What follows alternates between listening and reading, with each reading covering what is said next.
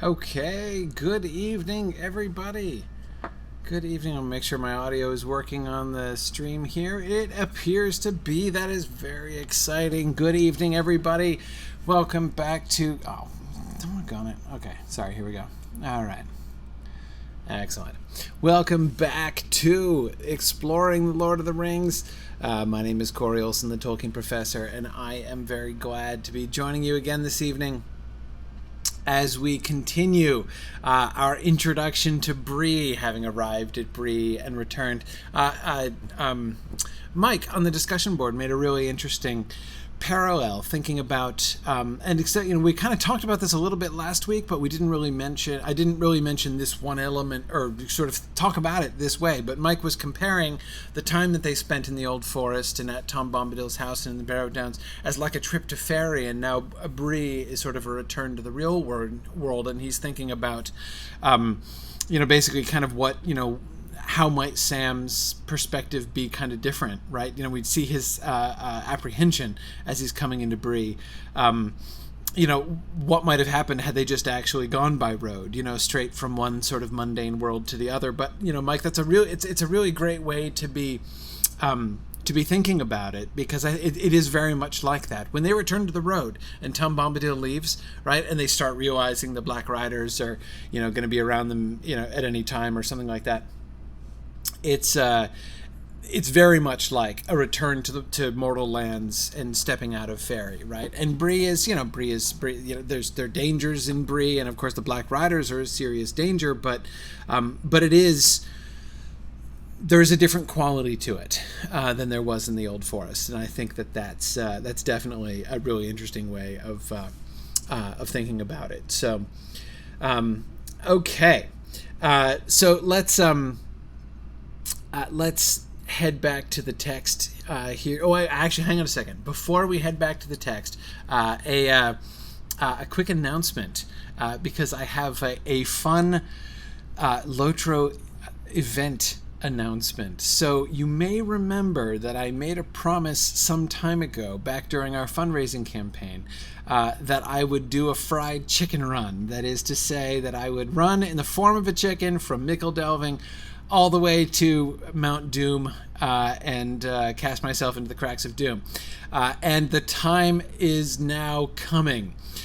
We are going to run from Mickle Delving to Mordor, and this is going to happen on Saturday, the 17th of February. So a few weeks from now. What is that? A little under 3 weeks from now. 2 weeks from this coming weekend is when we're going to be doing this on the 17th. So we're planning to start at 11 p.m. or 11 p.m. No, not even I'm going to start a chicken run at 11 p.m. 11 a.m. on Saturday the 17th. So I plan to be running my little avian legs off across Middle-earth for most of the day there. I encourage you guys to join me if you have performed the prerequisite chicken quests and are free to roam in the form of a chicken across Middle-earth. You could come with us in the form of a chicken. If not, you could come with us and accompany us as an escort of the chickens. If you have no idea what I'm talking about, and it sounds to you like I am speaking in tongues right now, I encourage you to come, because it's really pretty entertaining. And the thing that I am so excited about, I have never seen Mordor yet. Yes, I am still behind on my highest level character, is still only in the mid 80s. Poor Wiggin has only just qualified for the Paths of the Dead. So that's as far as I've gotten in the game. None of my characters have gotten to Mordor, so I've seen pictures, I've seen images, but I've never actually explored it yet myself. So I just as the first time I saw Minas Tirith was on the chicken run we did to Minas Tirith, so the first time I will ever see Mordor will be on the chicken run. So if you want to come with me and accompany me as I enter new frontiers and see Ithilien, I was just talking with even before the broadcast, and realized that like I'm gonna get to see the statue of the king at the crossroads, right? Oh man, that's like totally one of the things that I look forward to most about being an Ithilien. So anyway, I can't wait. So and we're gonna get to Mordor and Mount Doom, and there are several things I'm gonna be looking around for in Mordor when we get there. So it's gonna be fun. So if you don't play Lotro, that is totally okay. You can just join in and watch the fun. Join here on our Twitch channel. I'll be broadcasting it on our Twitch channel here that day, twitch.tv/SignumU, and we'll be broadcasting the chicken run there, so you can just tune in and watch on your browser the rather peculiar fun of a throng of chickens. And again, for those of you who don't know, this is actually, there's like a certain amount of risk involved here, as chickens are not very hardy creatures, and pretty much any creature in the landscape is able to kill us in one shot. So that's why we need good, trustworthy escorts to make sure to keep all the mobs off us, and keep the monsters away. Not to mention the deer and all of the. I mean, every piece of fauna will come launching after us. Anyway, it's gonna be really fun. I mentioned the deer, Tarloniel, in particular, because the one time I've ever been in Ithilien before, Wiggin was taken to Henethanoon. He just got zapped there. So that I could see Henethanoon, because I really wanted to see Henethanoon. But I was like 20 levels, too low for that area. And I was like, I went down the tunnel into Henethanoon, and a doe came pelting across the landscape and down the tunnel chasing me to try to assassinate me. Like the deer of Ithilien were completely after me. So anyway, that's why I mentioned the deer, because I was scarred by that experience. But anyway, it's all good. Hologro, who is here tonight, has volunteered. He is going to be our capable leader. He is an experienced chicken leader. He's gonna be joining us in his persona as Uncle Rooster to guide the young fledgling chickens across Middle-earth, so I'm really appreciative of that. So yes, Tamara, that will be on Landreval. On Landreval on the 17th of Saturday, the 17th of February, starting at 11 a.m. So that's again here on twitch.tv/SignumU.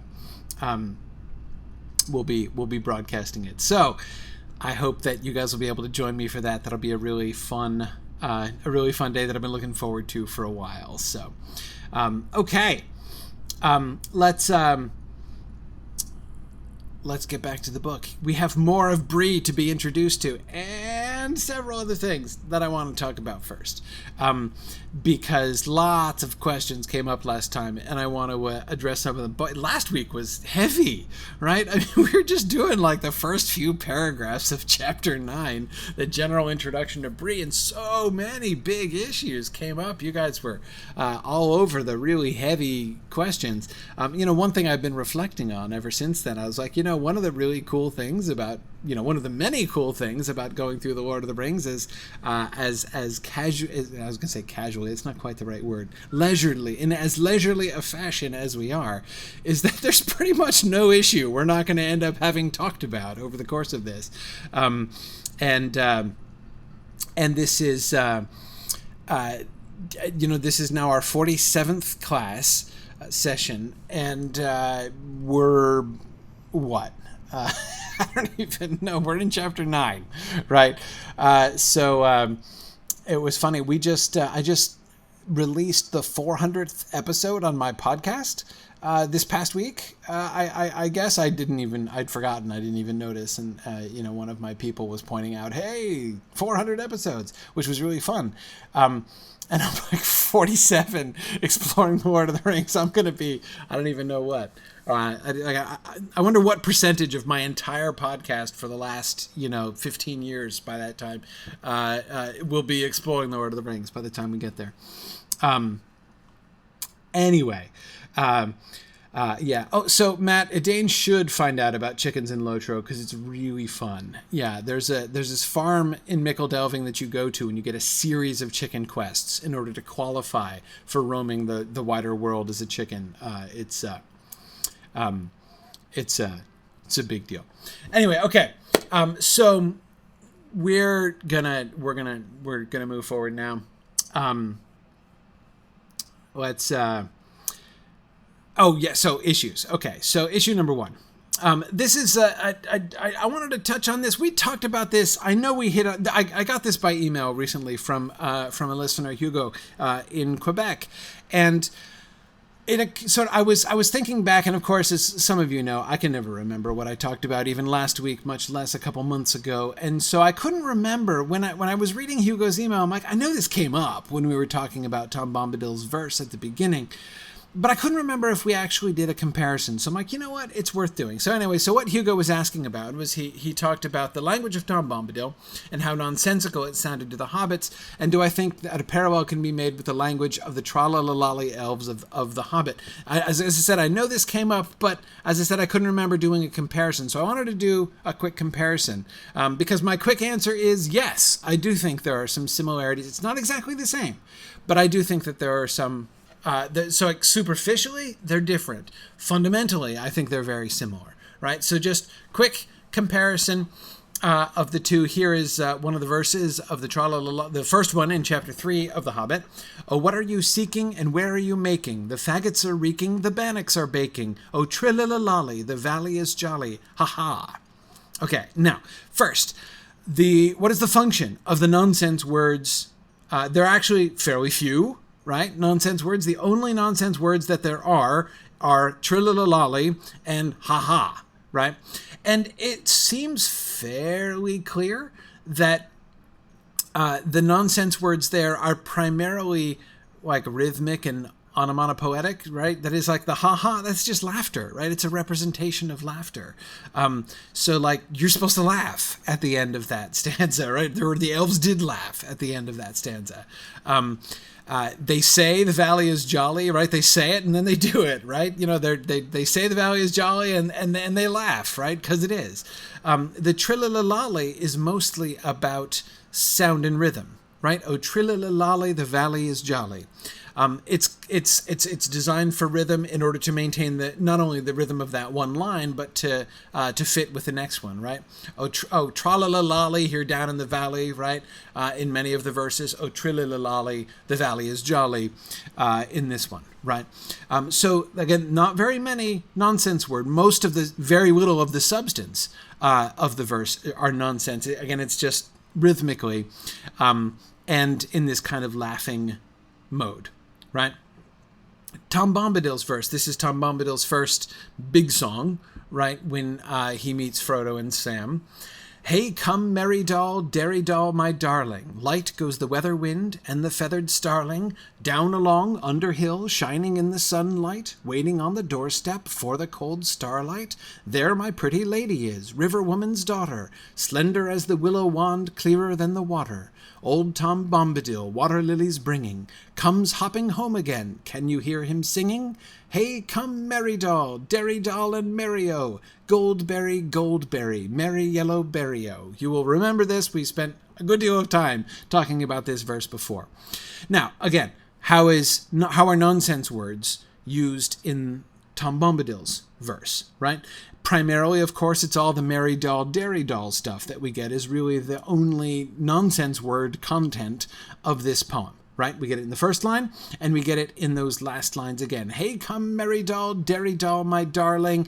And then, we get this sort of like introductory piece of nonsense. Notice it's different from the elves, right? So as they say, superficially, the use of nonsense words is quite different. This is not just, okay, is it for rhythm? Yeah, of course it's just for rhythm, but it's an entire line, and I would also add it seems to convey more, if you see what I mean. Oh, trillilalali, there is no real sense that there's any substance there, right? That line is just the setup for the valley is jolly, right? Again, it's meant to be rhythmic. It's meant to be fun and rhythmic.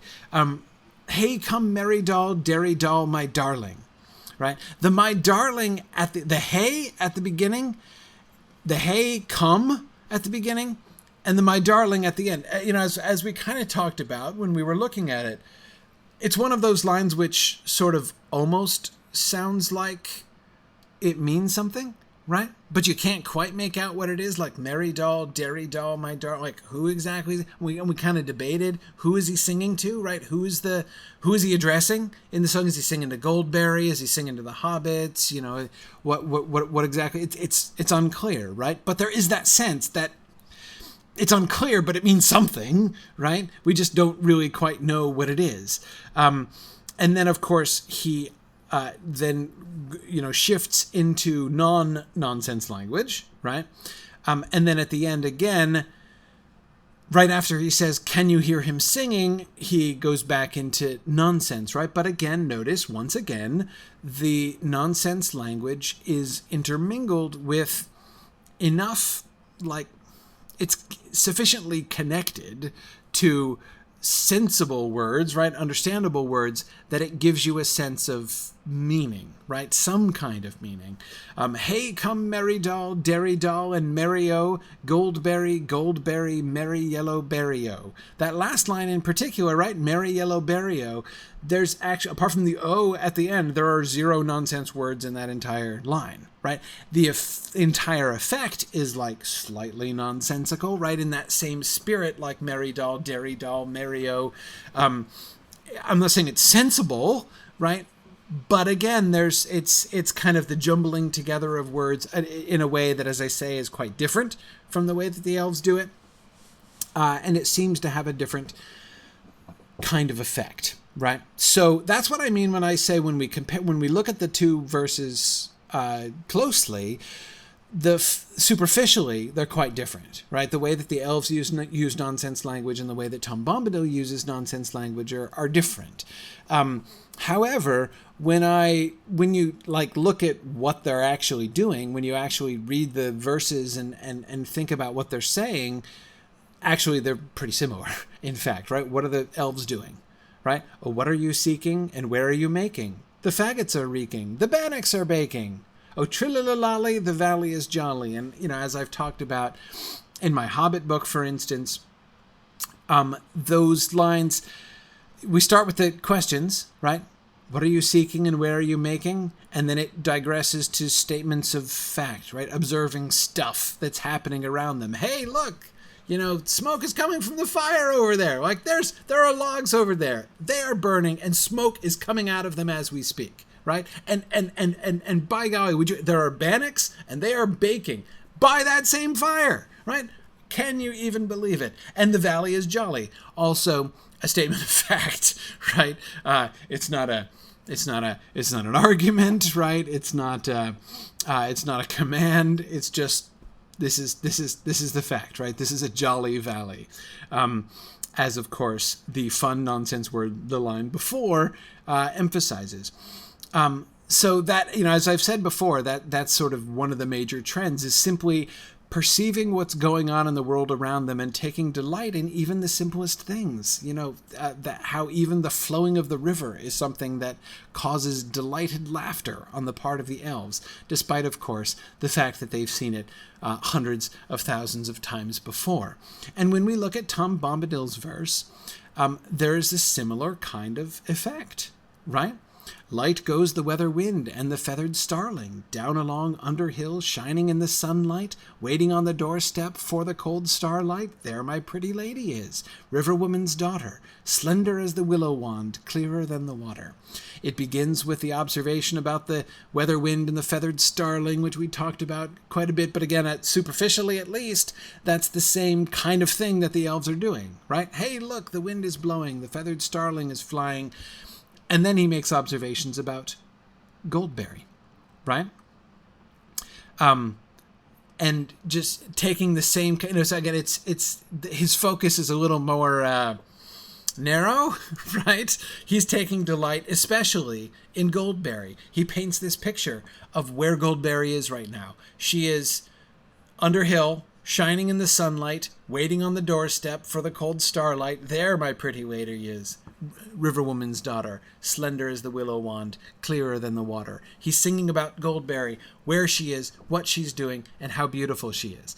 These are also things which Tom Bombadil has doubtless observed and sung about more than hundreds of thousands of times before, right? And yet, as we saw, and it's absolutely adorable, Tom Bombadil takes this fresh delight in that all the time, and especially in the context of Tom Water Lily's bringing comes hopping home again, right?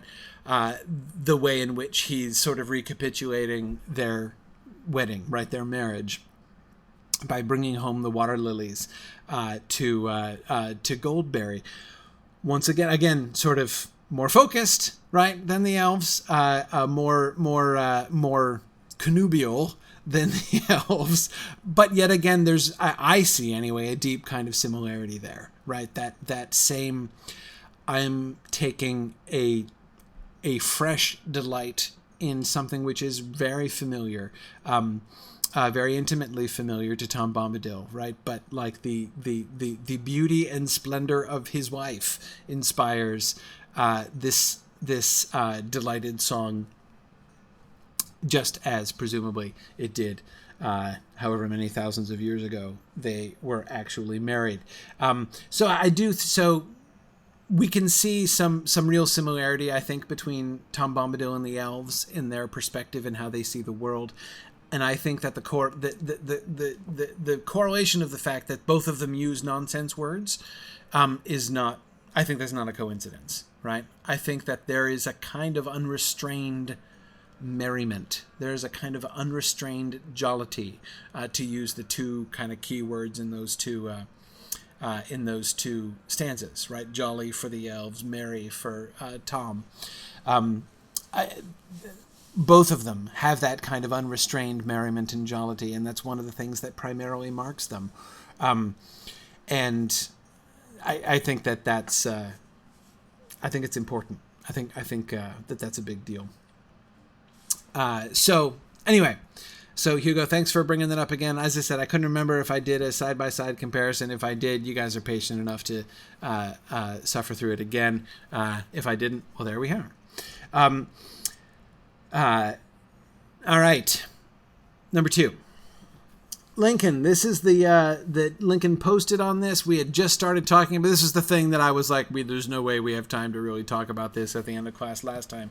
We finished last class with the paragraph about how there's nowhere else in the world where this peculiar but excellent arrangement of big people and little people living together in Bree can be found, right?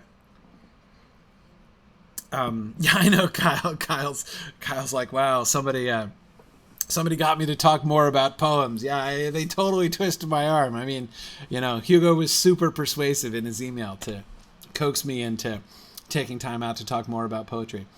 Anyway, so here is Lincoln's observation that we didn't get time to really talk about last time. He says, about a year ago, I was thinking about Bree, and it occurred to me that this is actually the most cosmopolitan society we see in all of Tolkien's Middle-earth. Everywhere else is decidedly monoracial, bar some very special exceptional cases, such as a human like Turin or Tuor living among the elves. The most wise and enlightened settlements in the Legendarium are friendly to outsiders and welcome guests from other species and cultures, thinking specifically of Elrond's hospitality in Rivendell, and may even have friendly trading relationships with them, as between the Lonely Mountain of the Dwarves and the human kingdom of Dale. But there are no truly multicultural kingdoms or societies documented in the entire breadth of Middle-earth history. Despite the established compatibility between elves and humans, there are only 2 or 3 mixed marriages between the two races in all that time. The narrator specifically informs us that the multiracial arrangement of the Bree folk is not to be found anywhere else in the world, and even there, the narrator also informs us that despite living in the same community, hobbits and humans mind their own affairs in their own ways. I presume this means their interactions mostly involve public matters, and their private lives rarely, if ever, intersect. Even more baffling to me is the narrator's characterization of the Bree folk's relatively cosmopolitan living circumstances as peculiar. In Middle-earth, the hobbits and the humans of Bree are apparently the weirdos for living in the same community together. Several things I would want to mention, say in response to this, Lincoln. agree with your observation with a proviso, actually, but it's a pretty significant one. At the end of the day, I actually disagree. But I'll get back to that. Okay, let me start actually with the final and simplest point. Peculiar in this circumstance really only means unusual, right? Peculiar it's peculiar, meaning like that's the same thing as saying you don't find it anywhere else, right? It's peculiar is like a step shy of unique, right? It just means very unusual. So it's not a value judgment by calling it peculiar, right? It's just, we tend to use the word peculiar in a more kind of value judgment sort of. I mean, if you call somebody peculiar, if somebody calls you peculiar, right, it usually means they think you're weird, right? And possibly not in a good way. I don't see that kind of value judgment in Tolkien's usage of the word peculiar here, especially, of course, Lincoln, as you go on to point out, I didn't quote your entire post. As you go to point out, there's, he immediately calls it peculiar but excellent, right? So obviously the narrator, in calling it peculiar, is not intending a negative judgment on it, right, by using it. And that's one of the primary reasons why I'm pretty confident that he is there using the word peculiar in its older and, in that sense, kind of more neutral and descriptive sense. Now, let's step back a second. Well, hang on, Lincoln, I'm getting there. I just wanted to start, as I said, with the simplest thing first. So, two things here. One of the ways in which this often comes up is in contrast to our primary world, right? In which, and I would also add, not only in contrasting to our primary world, in which we do see sort of ethnically diverse communities quite often, right? But also, to me, I think more importantly, that is one of the reasons why this is a significant issue for some people, is that diversity, ethnic diversity, is something that we in the modern world really value, like as an intrinsically good thing in itself. If a community is diverse, if you call a community diverse, you're praising it generally in the modern world. And so therefore it comes into question, right? Since Tolkien's community, so most of Tolkien's communities are not ethnically diverse, is that a bad thing? Right? Is that a criticism? Why is it that there is so little diversity of that kind in Tolkien's communities? Now, here is something that here's where, Lincoln, I want to make my proviso, which I think is really an important one at the end of the day. There is one major, huge reason why it is what do I want to say? Unfair? Unjust? Inappropriate? I'm not quite sure the exactly correct adjective here. But why it doesn't really work anyway, to compare the diversity of Tolkien societies with our diversity in our world. There's one huge, enormous factor that we have to take into account, and that is, in terms of Tolkien's world, right? Notice, Lincoln, the kind of diversity that you're saying does not exist in most of Tolkien's world, right? And the kind of diversity which does exist in Bree, right? With two different peoples, hobbits and men, living in the same community, and how rarely that kind of diversity happens elsewhere, right? If that is your standard for diversity, if a community is considered diverse, if more than one of these kinds of peoples, humans, hobbits, elves, and dwarves, live together, in more or less harmony, or well, harmoniously or not, it would still be diverse, right? If that's your standard for diversity, then there is no diversity anywhere on planet Earth. Our primary world is utterly void of diversity, right? Because everywhere in our entire world, every single one of our communities is full of just humans, right? Nothing but humans everywhere you look, right? Now, it may sound like I'm kind of making a joke about that, but I'm not making a joke about that. I think this is hugely important, right? Remember, I want to appeal to a piece of vocabulary we used before, drawn from C.S. Lewis's space trilogy. Hnau, right? H-N-A-U, right? Hnau meaning a rational species, right? A rational animal. And one of the things that, of course, is one of the premises of the first of Lewis's space trilogy is when Ransom visits Malacandra, visits Mars. Mars has 3 different species of Hnau. There are 3 different rational species that cohabit on the same planet. And one of the things that they say in conversation with Ransom is, wow, how weird it must be, for you. It must really stunt you in some ways that you have a planet with only one species of Hnau, right? Humans, right? Tolkien also, one of the fundamental elements of Tolkien's subcreation, right, is that he is imagining a world in which there are multiple different kinds of Hnau, especially, of course, right, primarily the two elves and men are always the two, yes, there are dwarves, yes, there are orcs, yes, there are hobbits, who are kind of a subset of man, it seems. But anyway, I mean, they totally count as different people, but sort of the fundamental paradigm, right, that in many ways the kind of essence of Tolkien's stories from the very beginning has been exploring what does a world with elves look like, right? With elves and men, 2 fundamentally different kindreds who are independent and have different fates and destinies and natures and therefore completely different outlooks on the world. And how does the world, what does the world look like under those circumstances? Okay? So, therefore, one of the things that you'll notice, if you make a distinction between that kind of diversity, right? If you insist that diversity must mean different species of Hnau living together in one community, dwarves and elves living together, right? Humans and hobbits living together. If you insist on that kind of diversity, it is true. There's almost none in Tolkien's world, right? But that's not fair, right? Because again, that's not what we call diversity in our world, right? What we call diversity in our world is different, like, ethnicities within our own race, right? We're all the same race anyway. We're all humans, right? So we have different ethnicities within our, with people with different, like, national backgrounds and different cultural backgrounds, right? All coming, and we call that diversity, right? Well, if we call that diversity, there actually is quite a substantial amount of diversity in Tolkien's world, right?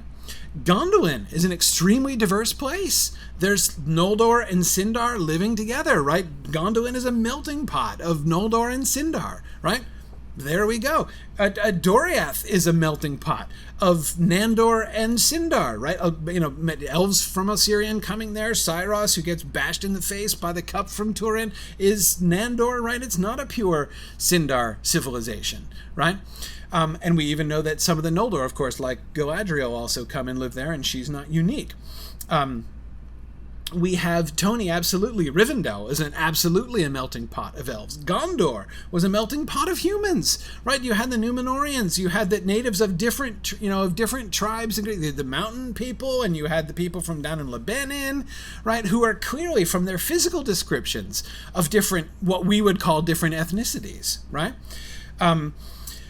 That in the north, right? Who are the Bardings? Who are the Bjornings? Who are the Woodmen? Where do they come from? And there were lots of different. Think of the history of Rovanian and all that, everything that happened. There's a bunch of different peoples who have come together to form the people of, and certainly the Bardings have, as their ancestors, lots of different, and Milthaliel hobbits too. Absolutely, we have the 3 different ethnicities of hobbits, right? All now kind of intermingled, and people with like mixed backgrounds and everything else like that, right? So there's, I think that sometimes the cry against diversity, like saying that Tolkien's civilizations are not diverse. On the one hand, I'll come back to this. I get that, and it's definitely true. in a sense. But I sometimes feel like the standard is like unfairly high, right? It is true that Tolkien describes the peoples, elves, dwarves, humans, and hobbits, tending to stick to themselves, right? Tending to live only on their own. Would that happen in our world, right? Are we different from that? Is that different from us? I'm not convinced that's different from us, right? If there were elves in our world, would we be like, would they be living down the hall from your apartment in Manhattan? I don't know if they would. They might not, right?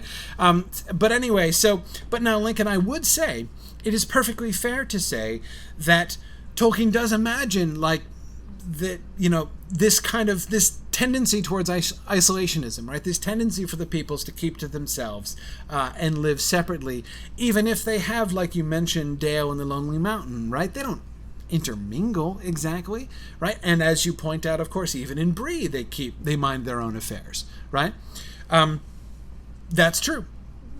So that seems to be one of the things that Tolkien imagines when he is thinking about how the different peoples relate to each other in this kind of thought experiment that he has of what would a world with multiple different, radically different kinds of now with totally different racial background. Really, I mean race, right? When we talk about race in a human context, like when I sometimes think about this actually from a Tolkien studies perspective, right? When people talk about racial issues in literature, I mean, everybody talks about race issues, right?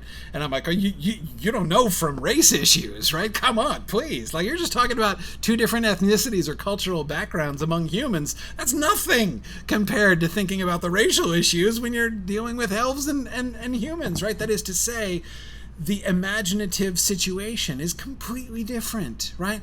And very, in that sense, very much more extreme. So even to say, now, do I think that Tolkien differs in values from us in the modern world? Yes. I don't think that Tolkien would consider diversity a compliment by itself, right? That, to say this society is diverse and to mean that as a compliment is something that I think Tolkien might have found slightly puzzling, right? So, I mean, yeah, I do think that there is a difference there.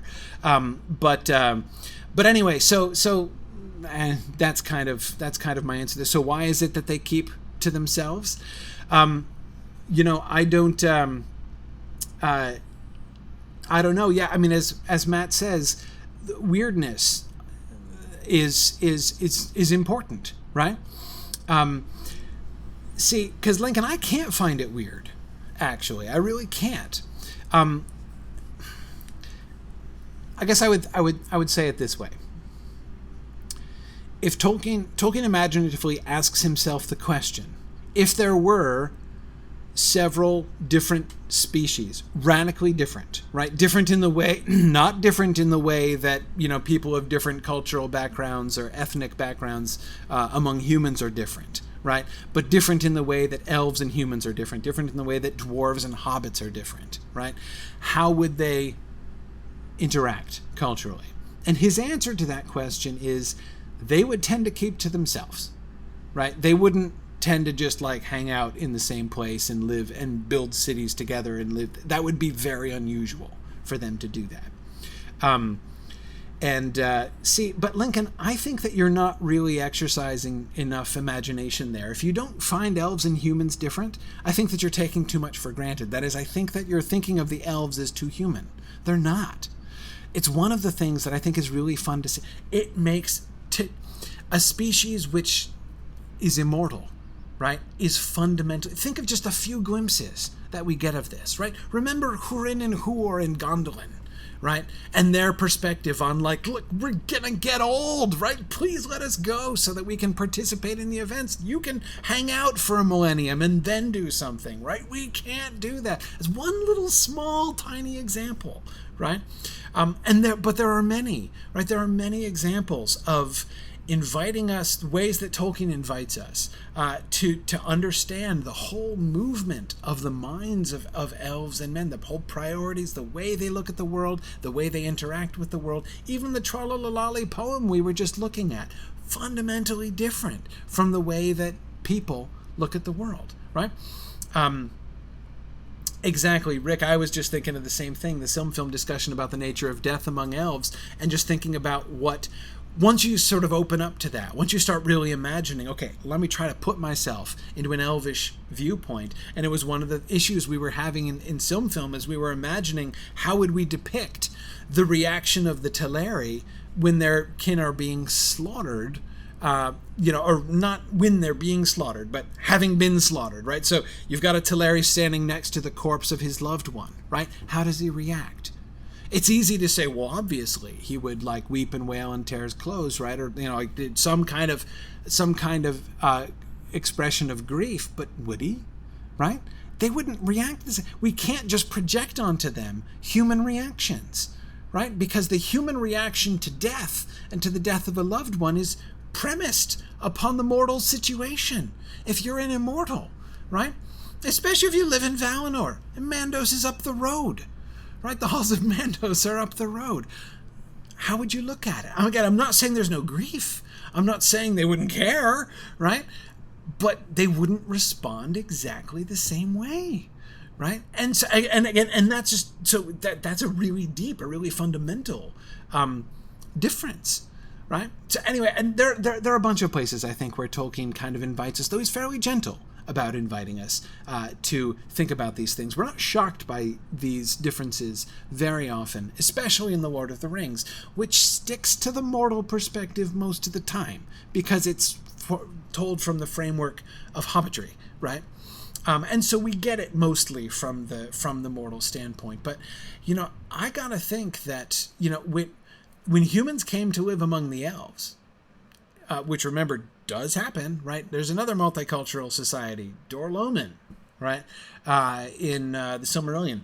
When humans come to live among the elves in the Silmarillion, it's weird, and they quickly find that it's weird, right? They bring them in, they're like, "Hey, this is great," and then they start dying of old age, and the elves are like, "Whoa, what the heck?" Right? It's hard for them to even get.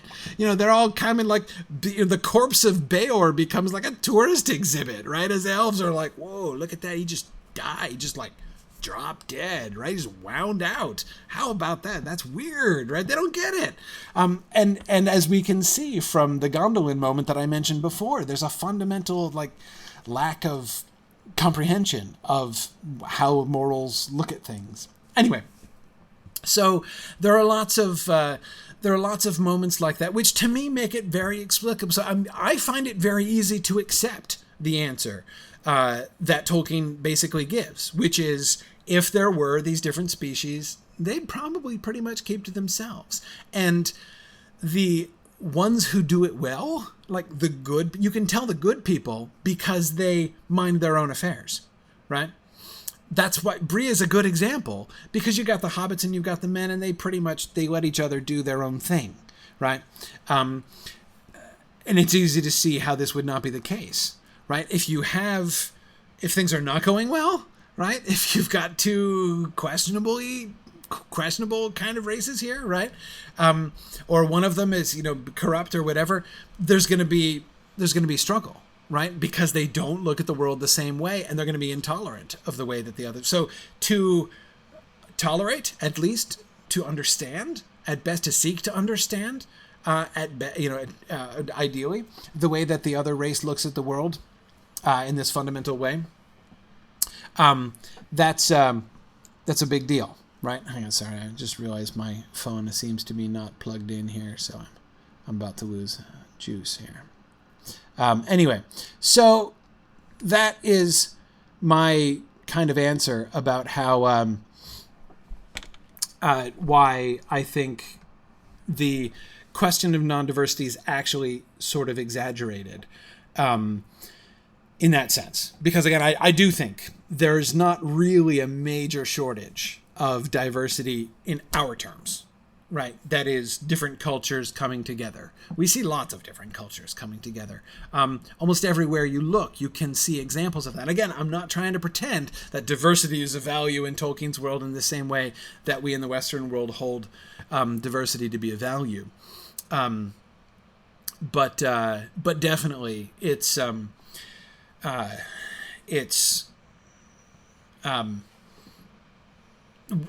we do see it. I mean, we do see it. It is certainly a fact of life in most of the places that we see,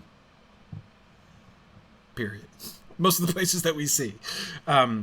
Remember, even in Rohan, right?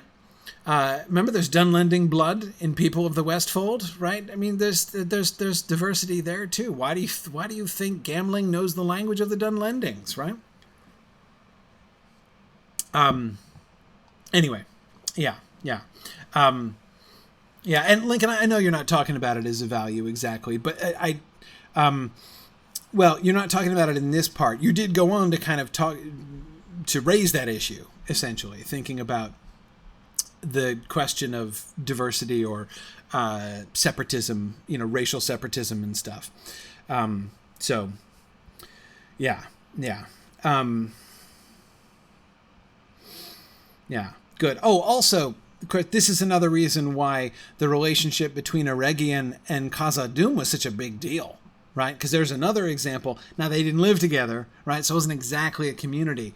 But the closeness of the friendship, the fact that they were really close friends and worked together really, really well and really closely was enough of a big deal to be really noteworthy, right? To be considered an exception. Yeah.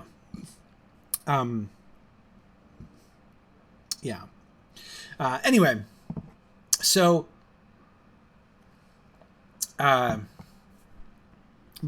let's move on. That's what I kind of wanted to talk about last time, but I knew it was way too late for me to start talking about that. All right. I'm also tempted to come back to the women traveling rangers issue that was such a controversy last time, but I'll save that. I'll save that for another time because I want to get to the text. So let's look at the foreign policy of Bree. All right. The Bree folk, big and little, did not themselves travel much, and the affairs of the four villages were their chief concern. Occasionally, the hobbits of Bree went as far as Buckland, or the East Farthing. But though their land was not much further than a day's riding east of the Brandywine Bridge, the hobbits of the Shire now seldom visited it. An occasional Bucklander or adventurous Took would come out to the inn for a night or two, but even that was becoming less and less usual. The Shire hobbits referred to those of Bree, and to any others that lived beyond the borders, as outsiders, and took very little interest in them, considering them dull and uncouth. There were probably many more outsiders scattered about in the west of the world in those days than the people of the Shire imagined. Some, doubtless, were no better than tramps, ready to dig a hole in any bank and stay only as long as it suited them. But in the Breeland, at any rate, the hobbits were decent and prosperous, and no more rustic than most of their distant relatives inside. It was not yet forgotten that there had been a time when there was much coming and going between the Shire and Bree. There was Bree blood in the Brandybucks, by all accounts. Okay. All right. So, unsurprisingly, we have the people of Bree not traveling much, right? This has been a common thread all the way through, right? We've seen that nobody travels much, right? The people, Sam has never been more than 20 miles away from his home. Farmer Maggot considers the people in Hobbiton, figures the people in Hobbiton must be strange, right? And none of them have ever been to Bree, and the Breelanders consider and it's like, what, a day's march? It's not that far away. And yet, it's more than 20 miles, right? So most of the Breelanders have never been out there.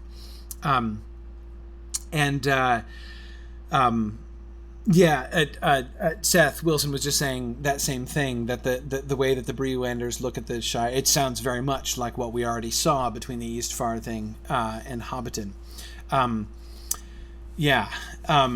And Gallandar, exactly as you say, this is not unusual in pre-modern society. I mean, the ease of transport, over very long distances, whether it be, I mean, it's like there are, I don't know, hundreds of thousands, millions of people whose daily commutes to work are further than most people would have ever traveled in their lives in a pre-industrial society.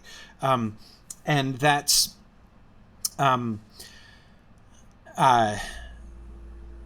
that is, again, that's normal. I mean, that's not at all sort of shocking. And Gilgonther, you're absolutely right. Safety as well as ease of transport. Yes. Brigands on the road were a big issue for a long time, absolutely. Right? I mean, this is still an issue in like 18th century England, right? I mean, you can't read an 18th century novel wherein anyone is traveling anywhere without having the risks of highwaymen, right? It's a big deal, right? Even in that comparatively modern society.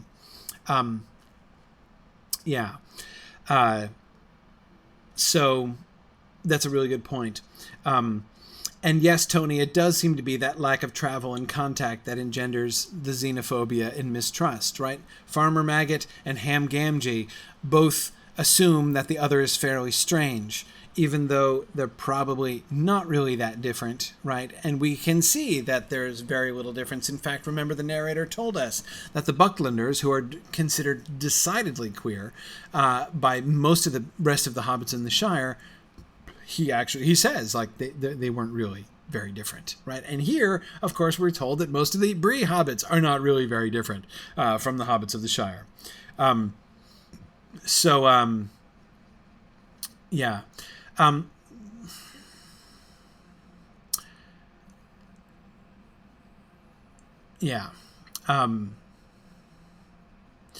Rick, it does seem that people are afraid of the Rangers, mostly because they're strange wayfarers, right? Traveling, alone or in small groups. There's every likelihood that they would be brigands or highwaymen, right? That would be a very natural fear, I would think. Absolutely.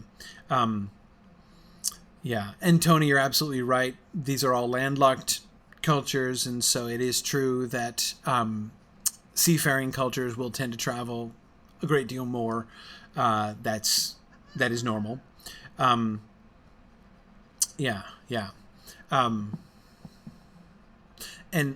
Rinroos, I do agree with you that with the danger of travel, that's another thing that would tend to increase xenophobia, right?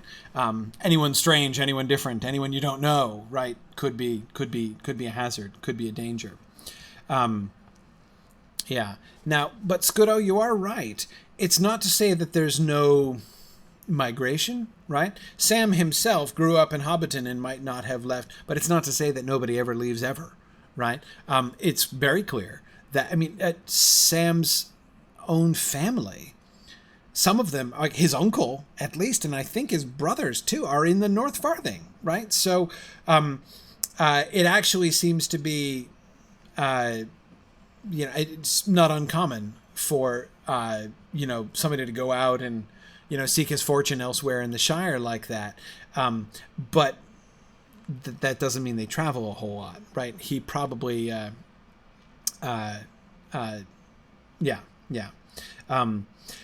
and yes, Matt, the danger of the travel between the Shire and Bree makes that an even bigger obstacle, of course, than the travel between the rest of the Shire and Buckland. Yes. And absolutely, Tony, this is what made it a big deal when the Old Bucks relocated across the river. And it's also, of course, what made it an even bigger deal when the original settlers of the Shire moved out from Bree and colonized the Shire, right? And set up there. Those were really, really big steps. Really big steps off into the unknown. And so we see that's not unheard of, right? There are several important examples of that, but it's unusual. Okay, let's see. Yes, Mad Violinist, there is still some trade.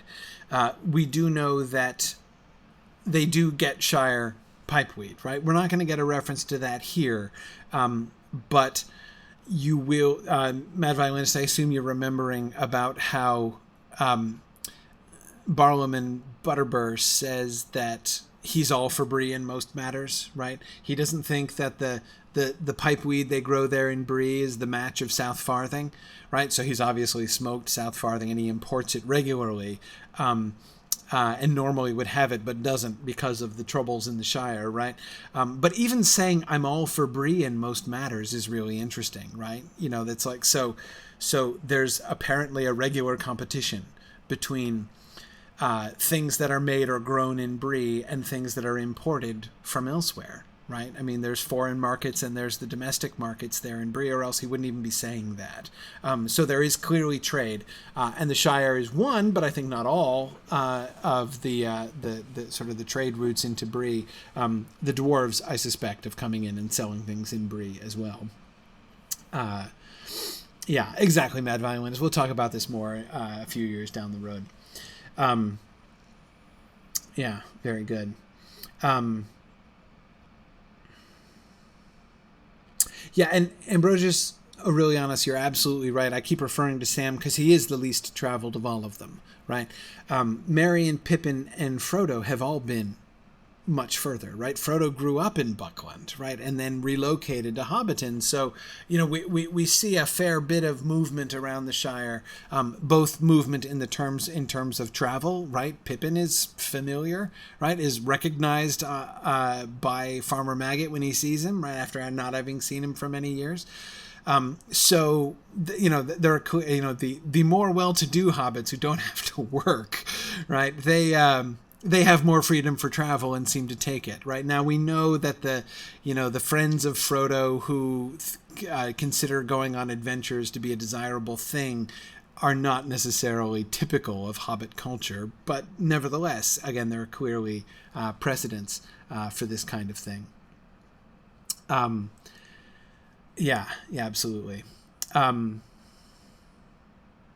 And yes, Tony, there is news from far away, right? Remember, even the idea that the Dark Tower had been rebuilt in Mordor is a piece of news that Frodo picked up in Bag End, right? He picked that up in Hobbiton from travelers going through the Shire, right? Because the East Road goes through there. So he would hang out like at the Ivy Bush or the Green Dragon, and hear tidings from folks from the outside world who are traveling on the road. Yeah. Yeah,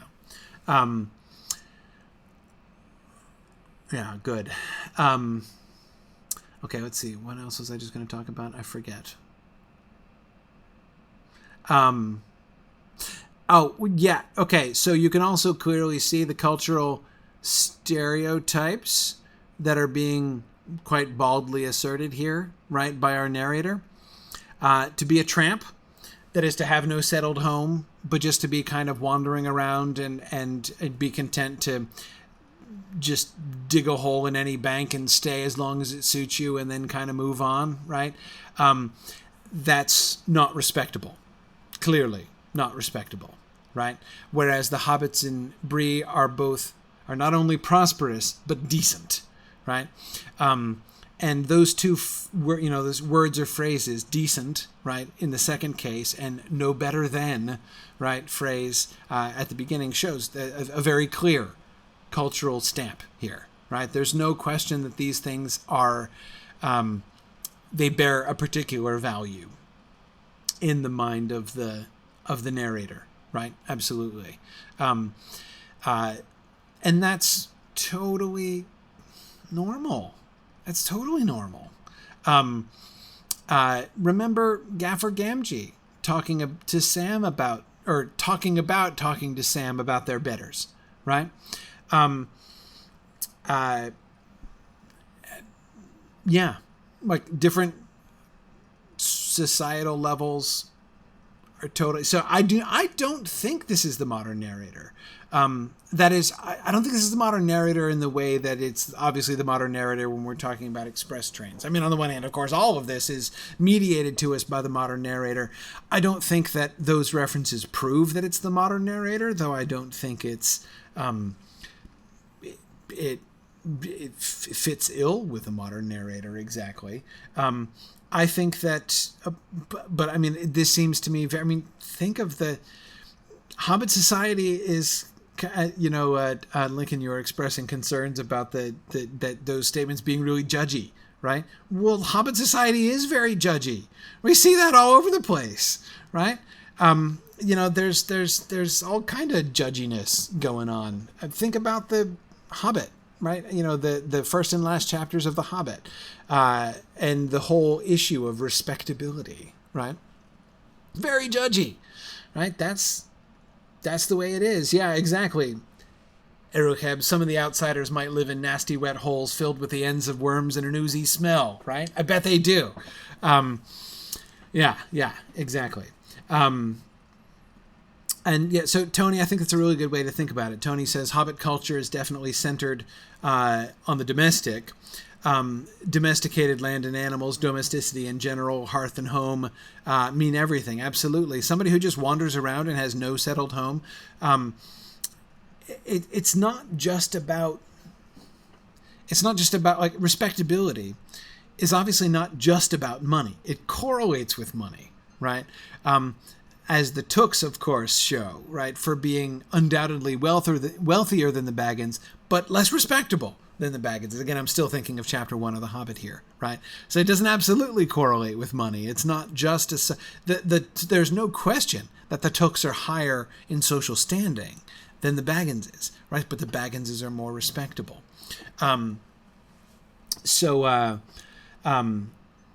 Anyway, yeah.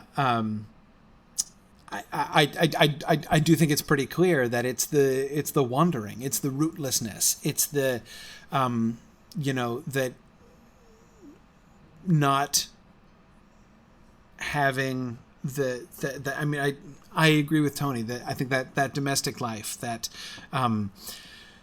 predictability, right? It's clearly a thing that hobbits value, and so yeah, absolutely. Like, you can be a wanderer. You could be out wandering, you could be traveling, right?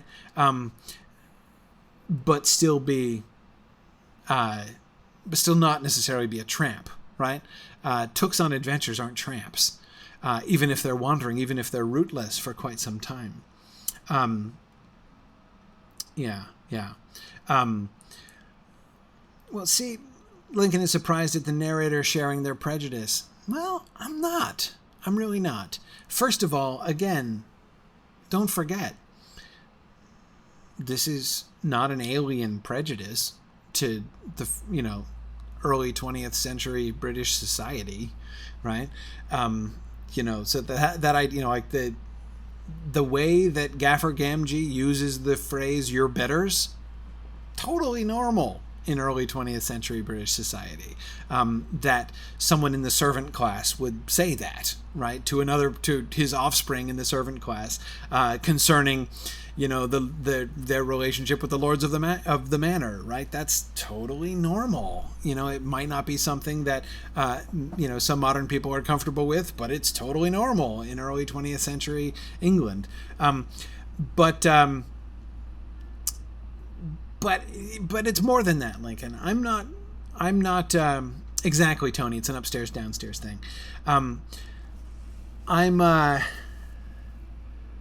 But I'm not surprised in another way. It's not just that I'm not surprised if the modern narrator and the Hobbit Society would happen to agree on this point. It's not just that I'm not surprised that they would happen to agree on this point. It's also the fact that this passage is interesting, in part because we get sort of more of the narrator here. This is a long piece of narration, and this is a passage I would definitely be interested in looking at. Here's another really interesting paper topic for MythMoot, by the way. I would love to see somebody doing a really close look at the evolution of the narrator over the course of the film. Of course, it's well known, right, that the tone of the narration changes after chapter 1. But it doesn't vanish at the end of chapter 1, right? What we get in chapter 1, where we're still getting, the Hobbit-style narration, is very different from what we get later on. But the narrator doesn't go away utterly. And yet it changes, and the relationship between the narrator and the text changes, and the way in which this is clearly a modern narrator commenting sort of on a consciously distant historical moment, in the express train fashion, that seems to me to really decrease. And I think it would be interesting to look at several passages in which the narrator seems to be speaking in his own voice, and to look at the way that happens in that kind of closeness to the text. I would be interested to compare, like, passages I would pick would be the description of the fireworks in chapter 1, the talking fox or the thinking fox in chapter 3, this passage, the passage describing Frodo's reactions on Caren Emroth would be another one. Anyway, I think that we can see some interesting shifts there, but I really need to, kind of sit down with those passages and dig into them, like as one might do in a Mythmoot paper, to really to think that I could really sort of see that clearly. Tony, that's a really good point, comparing this kind of tour guide mode here in the description of Bree to the tour guide mode description of Buckland that we get. That would be an interesting comparison too. All right, let's keep going. Bree blood on the brandy bucks by all accounts. Right. Cosmopolitan society, Buckland is. All right.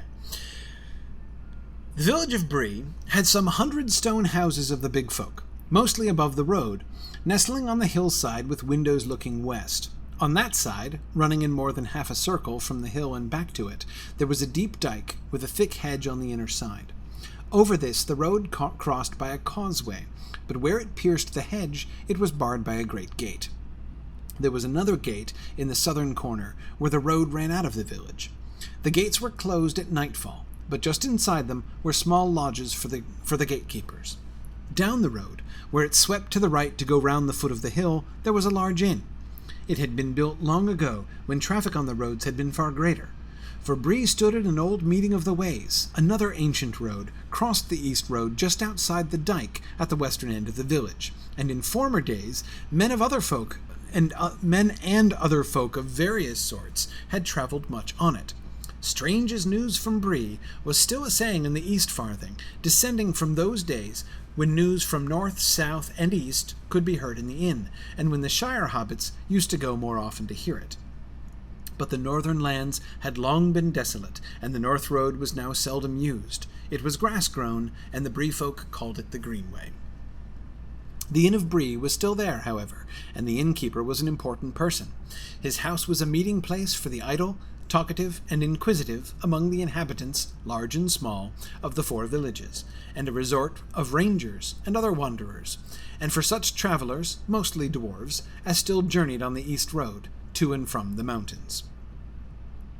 Okay. All right.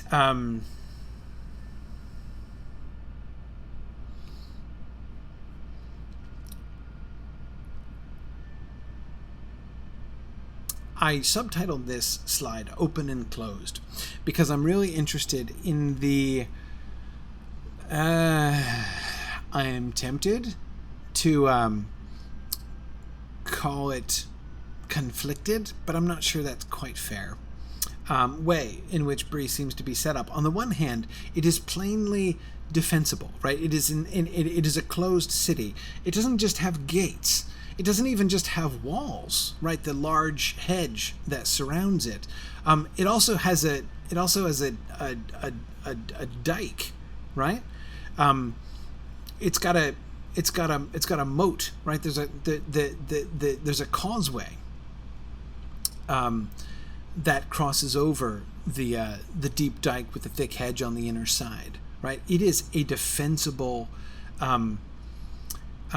It's a defensible city, right? It's clearly meant to be a stronghold in some sense. This is a walled city. It doesn't have huge stone walls, right? It's got a hedge, but it's got a hedge with a dike on the outside, right? A dry moat around the outside. Is clearly meant to be defended, yeah, Fourth Dauntless, I agree. This does not sound like an Arnorian construction, right? This does not sound like a military strategic point in the Arnorian civil wars, as we talked about. It kind of like would have to have been, right? Bree Hill. You've got to think that Bree Hill would have been in some way significant in the Arnorian civil wars. Anyway, yeah. Those aren't mentioned, right? All that's mentioned are this hedge and the dike here that surround it. But at the same time that it is an enclosed city designed to be defended, it's also open, right? It's also a crossroads. But even that is actually kind of interesting, right? Notice where the crossroads isn't in Bree, right? Where is the major intersection? Outside town, right? And that's really kind of interesting to me. Bree is, it's not like a town that grew up around the crossroads is not the important thing. Now, it clearly has helped to sustain Bree over time, right? Travelers coming both north and south on the Greenway and east and west on the East Road.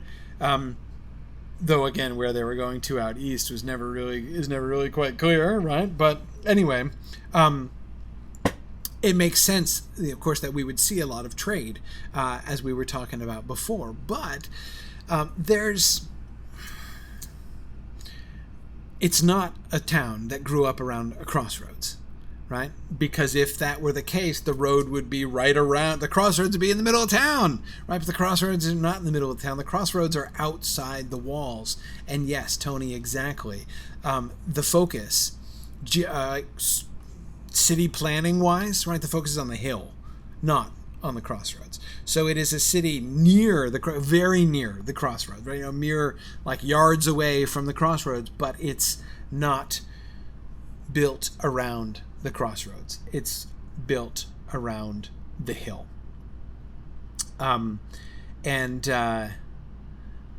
Anyway, I think that's interesting. And Catriona, I kind of wonder if the crossroads grew around Bree instead of the other way around, right? The East Road goes right through Bree, not the Greenway, right? Not the North-South Road, the Gondor-Arnor Road. Tony, I suspect that the East Road is the older road of the two as well, especially given that the people who clearly primarily made the East-West Road seem to be dwarves, right? Dwarves are the number one travelers on the East-West Road. The people who would be using the East-West Road would be dwarves and perhaps elves, right? Whereas the North-South Road is a Dunedain thing, right? That's an Arnor-Gondor situation that would have come later, certainly after the founding of Bree. So I actually think that's a really interesting insight. Who was it who was saying that? Catriona. Yeah, I think that's a really interesting insight, that it seems very likely that when the Arnor and Gondor folks were building the North-South Road, right, between Fornost and Point South, they probably deliberately swung it by Bree, right, because Bree, under Bree Hill, was one of the major settlements, and that would be a convenient stopping place along the road. So it seems that, again, it's not that the Prancing Pony grew up at this crossroads. It seems likely, actually, that the North-South Road itself may have been laid through that spot because the Prancing Pony was there, right, in a sense, right, so that people could stay at the inn there. Anyway, that's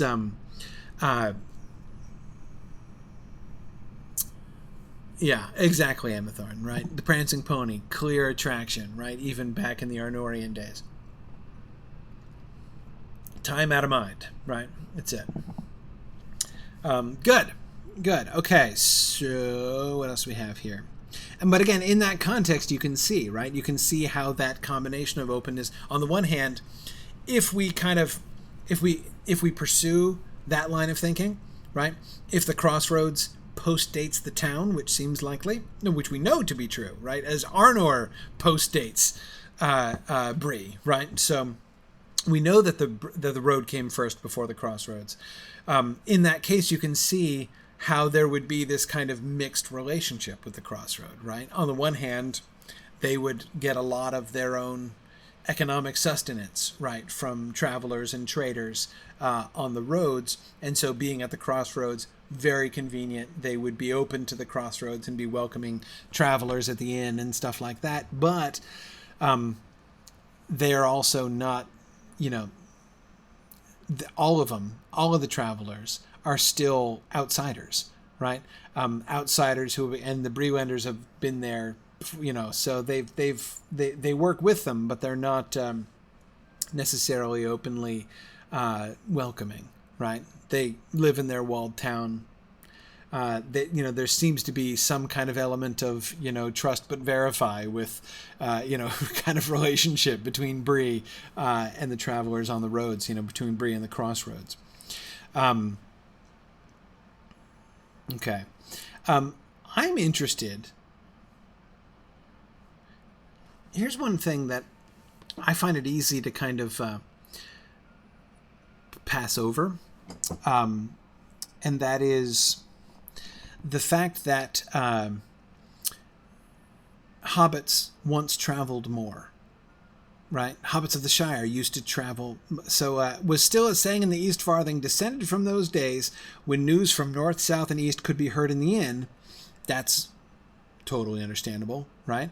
When the kingdoms were still in place and there was more travel of every kind, Bree was buzzing a lot more. But the surprising thing is, and when the Shire hobbits used to go more often to hear it. So back in those days, back in the days of the kingdom, right, the kingdom of Arnor, maybe before the Civil Wars, maybe during the Civil Wars, right, hobbits used to come from the Shire to Bree more often, right? That was more normal. Right? And Tony, it makes me wonder, too, when the travel stopped. Is it a safety thing?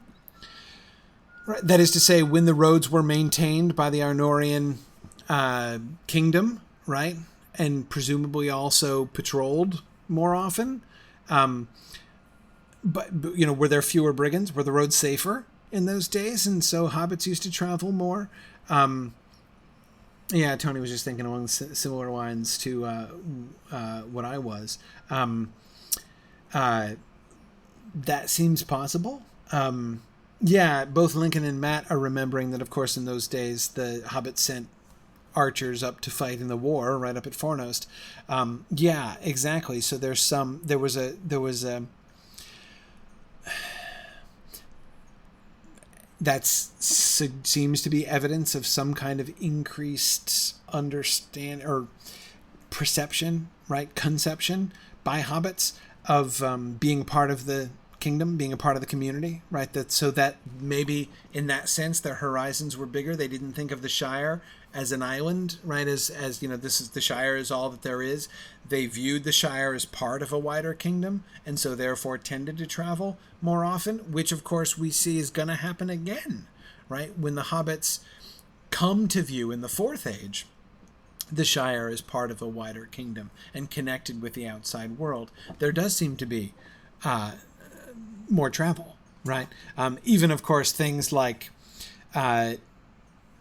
Pippin going back to visit Gondor multiple times, right? That's going to be a thing now. Yeah. Yeah, Tony's still trying to figure out when it would have changed. I'm not sure if if the travel is remembered in the sense of within the lifetimes, like the living memories of anybody in the Shire. I don't think we can conclude that. The fact that this saying has stuck around, strange as news from Bree, that saying could be hundreds of years old, conceivably, I think.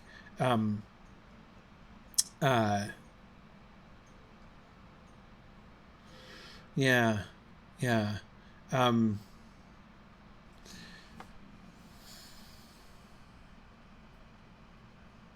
Yeah, I mean, it's kind of hard to guess, but yeah,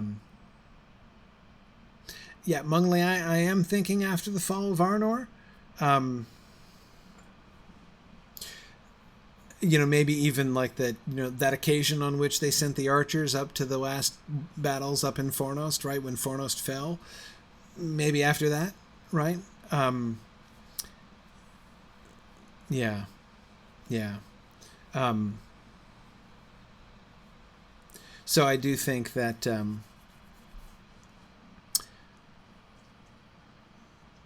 it seems likely to have been after then, and probably not a whole lot after then. And yeah, Catriona, exactly. Sayings do have a tendency to survive long after anyone remembers what they originally meant. Yes. So, I mean, it could be centuries. Certainly. Yeah. Yeah. And Tony, you're right that we know that travel has become more dangerous just in the last 17 years, right? Well, that's news that Frodo was hearing in Hobbiton. More trolls abroad and no longer foolish, right? But armed with terrible weapons and things like that. Yeah, exactly.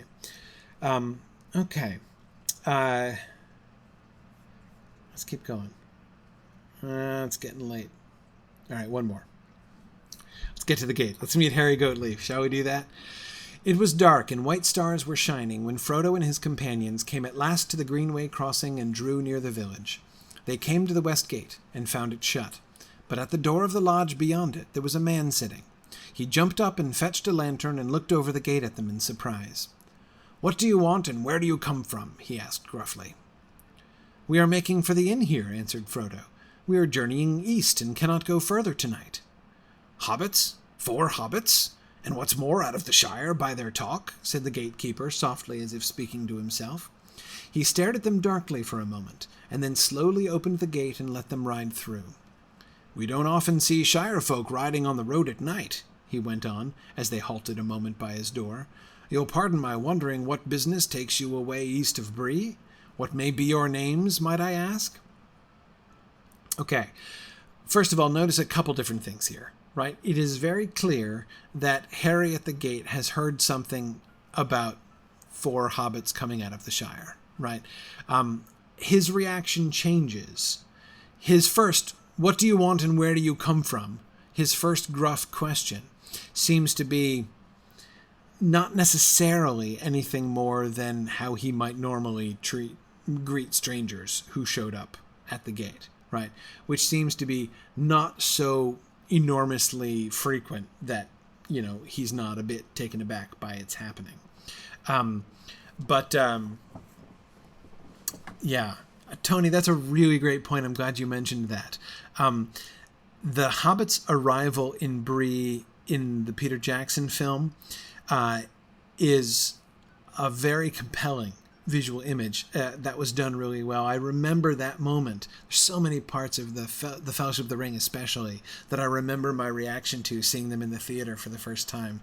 And I remember sitting in the theater in that moment, in the arrival at Bree, and thinking it was just so well done. It was really, really neat the way that they conveyed non-verbally, right? The whole I'm looking around at these huge, tall houses of men, right, and being kind of freaked out, and the whole atmosphere provided by the darkness and the rain and their kind of misery and wanting to get indoors works really, really well. But Tony, of course, the white stars are shining. It's not raining, right? So it is a really important reminder that we need to make sure to free ourselves, right, to be open-minded and to receive carefully what the text says instead of supplying images from the films. But absolutely, Tilian, it is their accents.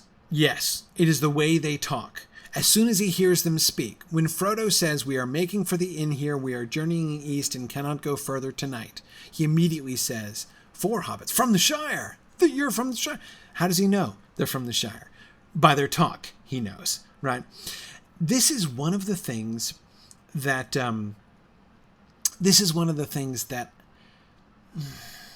I kind of wish.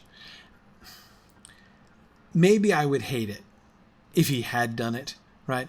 But there are a couple moments in which Tolkien tells us that the speech patterns of different people in different areas are different, like noticeably different. Like as soon as they open their mouth, people are like, "Whoa, you're not from around here," right? We see it in the Shire in Bree, right? The accents of the Shire hobbits are very noticeable, right? The other instance, of course, is Pippin in Minas Tirith. That they say their speech sounds strange to each other. Fourth Dauntless, just remembering the same thing. Tolkien doesn't represent it, right? I don't know what the difference between the Shire accent and the Bree accent is. We learn about a little bit more in the appendices about how Pippin's language is different from the language of Minas Tirith. But I would like to. Part of me wishes that some of that dialectical difference had been actually represented in the text, so that we could see it and know it. After all, Sam's dialectical difference is represented, right? He speaks differently from the other hobbits consistently throughout. It didn't have to be extreme, right? I mean, I'm not asking for, Huckleberry Finn here, but it would be, some, hint in the text so that we can see the difference in how they talk. I really wish that I could hear it, that I could hear it in my head when I'm reading their text. But and of course it is also really interesting. It's funny, and as I was thinking about it before class, I'm like, and gosh, isn't it interesting that they're only like 30 miles away, right? And yet they have this radically different accent that they're like, wow, I can tell you're not from around here. And then I was thinking, of course, as Harnath is just reminding us, in England, of course, that's not at all uncommon, right? Somebody who lives in London and somebody who lives in Oxford have quite different accents. You can tell the difference between somebody who lives in Northumberland and somebody who lives in Glasgow, right? I mean, it's not that far, but you can tell the difference in how they talk. And it's not subtle, right? I mean, it's clearly different. It's very clearly different. But see, Mungley, that's exactly what as soon as I started thinking that, I'm like, actually, you know what? That's pretty common everywhere, actually. Yes. Brooklyn and New Jersey. And of course, I'm like, and I live 30 miles away from Boston, and I don't speak very much like most of the people in Boston speak. Yeah, exactly. So there's, this is, of course, a quite normal phenomenon, which, of course, unsurprisingly, Tolkien was very interested in, and, of course, would represent, or at least would think about and would make it a factor in the story, even if he doesn't, in fact, represent it in his language.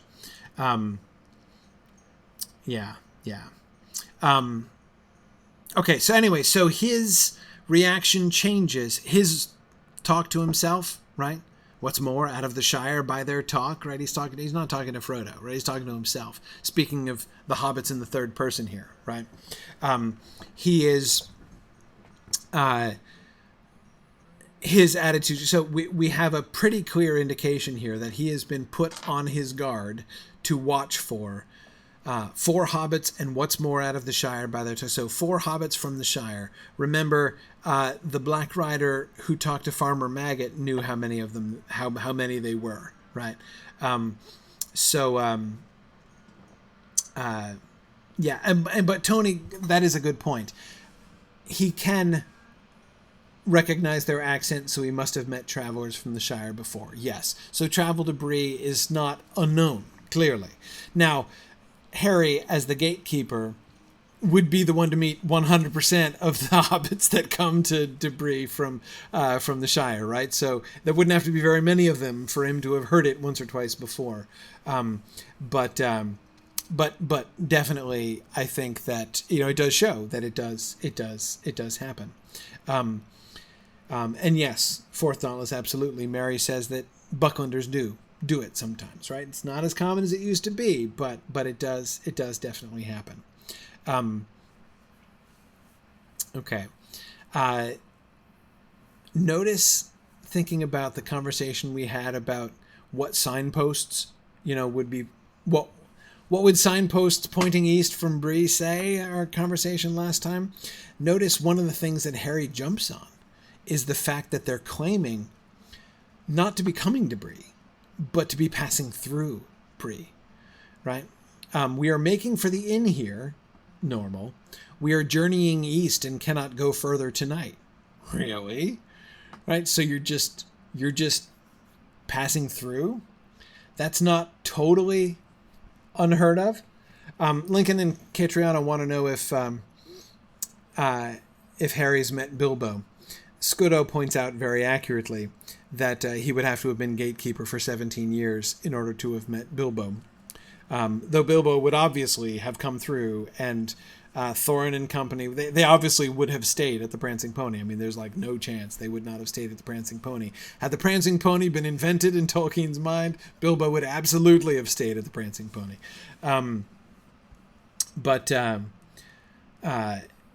Yeah. Well, see, Telion, it's tough, right? Frodo's in kind of a hard place because it's weird for them to just be passing through and passing on. That's very unusual, you would think. But what else is he going to say, right? If he's saying we're just coming to, we're like Bree is our destination, then he's going to really ask what their business is. They're not merchants, right? They've not come with goods. Anyway, yeah. But yeah, Tilion, we will see. Frodo is not very good at going on the lam, right? None of them really are. So he stares at them darkly. Again, he's obviously been gotten to, Harry has, by the Black Riders, presumably. You'll pardon my wondering what business takes you away east of Bree. So you notice that's what he fixes on. Like, where are you going? What on earth are you doing? And what may be your names, right? Now, Fourth Dauntless, I think that this is a really good point, right? On the one hand,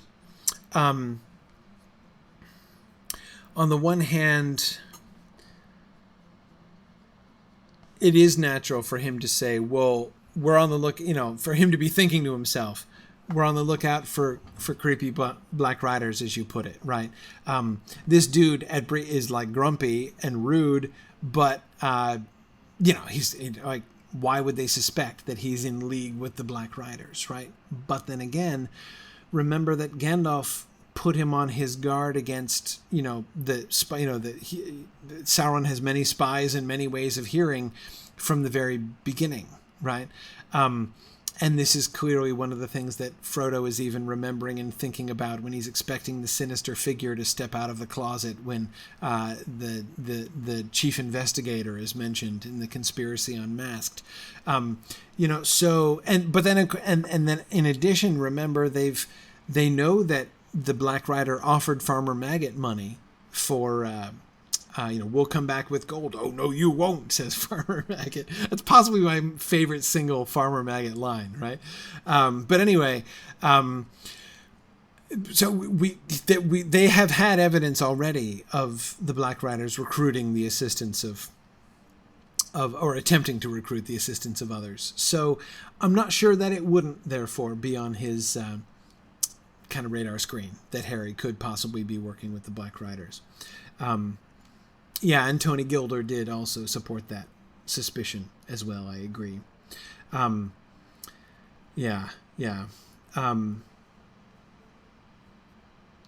Yeah, good. And Mungley, that's a great point. Is Harry the first human they've ever met? Yeah. Sure. Would be, wouldn't it? I mean, maybe Merry and Pippin have been to Bree. I don't think Frodo's been to Bree. Sam obviously hasn't been to Bree.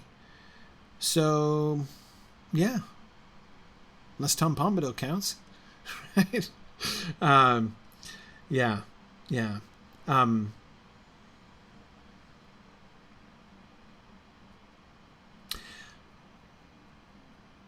Auroran, we'll come back to this next time. Auroran is asking, why do the hobbits suddenly drop their guard? You know, they've just been in terrible danger from the Barrow-wights, right? Why do they drop their guard now as they come into Bree? We'll get to it, right? We'll get to that. We'll talk about that next time. As we get into the Prancing Pony, meet Barlam and Butterbur, and they establish themselves, we will we'll talk about that a little bit more. Yeah, Matt, are there big folk wandering through the Shire that Frodo talks to in his news gathering thing? I've got to think that big folk, they must have seen big folk. You know the thing that convinces me of that? The gaffer, right? He calls him a strange fellow from foreign parts, right? He was from foreign parts, seemingly. If they've never seen one of the big folk before, that you'd think that would have to be the very first thing that the gaffer would be like, and he was one of the big folk, Sam, on our doorstep. Could you believe it? And you missed it, right? I don't think that he doesn't talk like that, right? He's like, foreigner, right? That's what Gaffer Gamgee focuses on. So I think that probably means that that they have seen big folk, at least from a distance, traveling on the road before. So the mere sight of one would probably not be new. Yeah. Mike, you're thinking exactly the same way I'm thinking. I do think that the whole leaving Fairy and returning to the real world thing is one of the reasons, Auroran. That's one of my answers to the question, too. Everything is even with the Black Riders, right? Everything is more comfortable, more familiar, and they feel more at home. So it's not like we're continuing the Barrow Downs, right? They've crossed a boundary. The world of the Barrow Downs is a different world, right? And this is a more familiar world. Okay.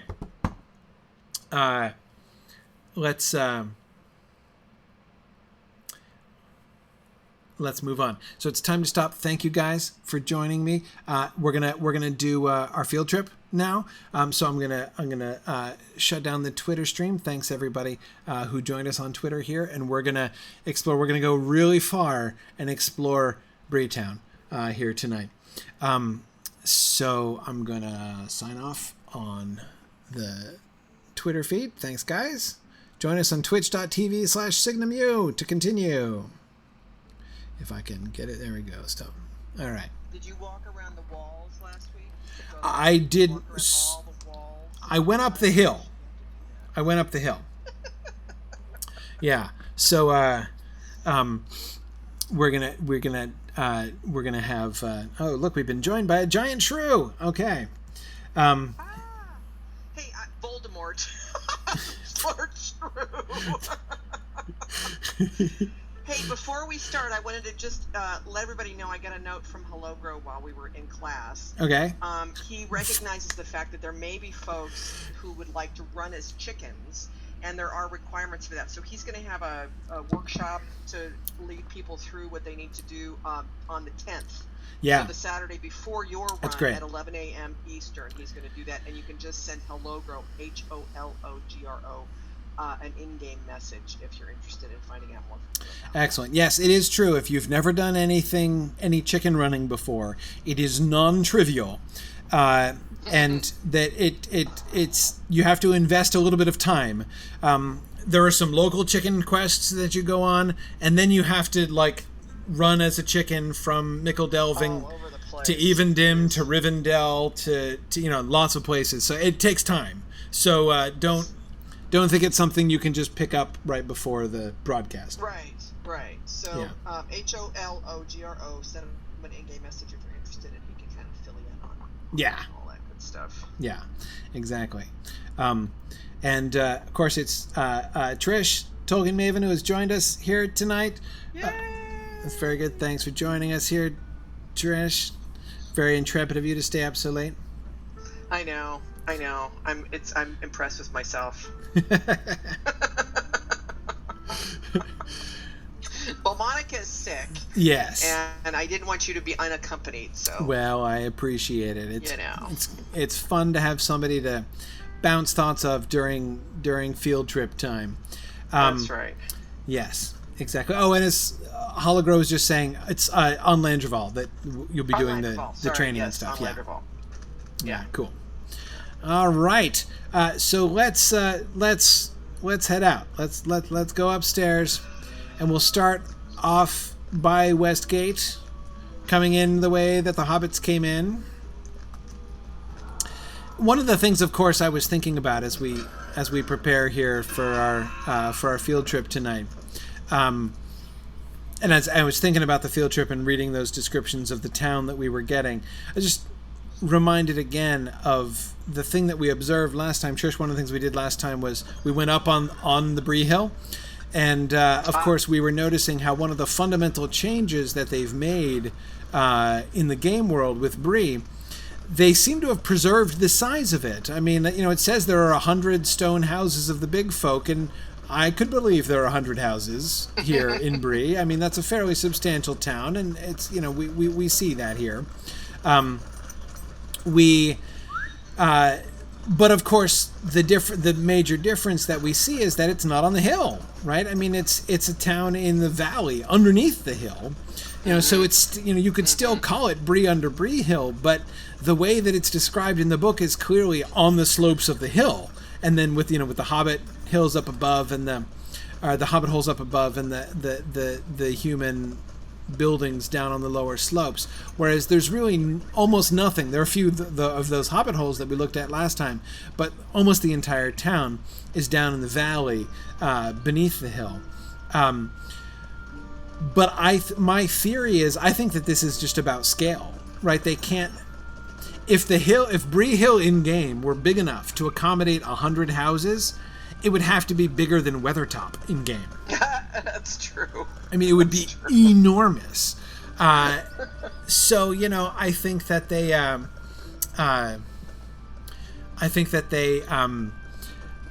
made a very sensible choice to retain the size of Bree, so that Bree seems like a really major town when you come into it, but without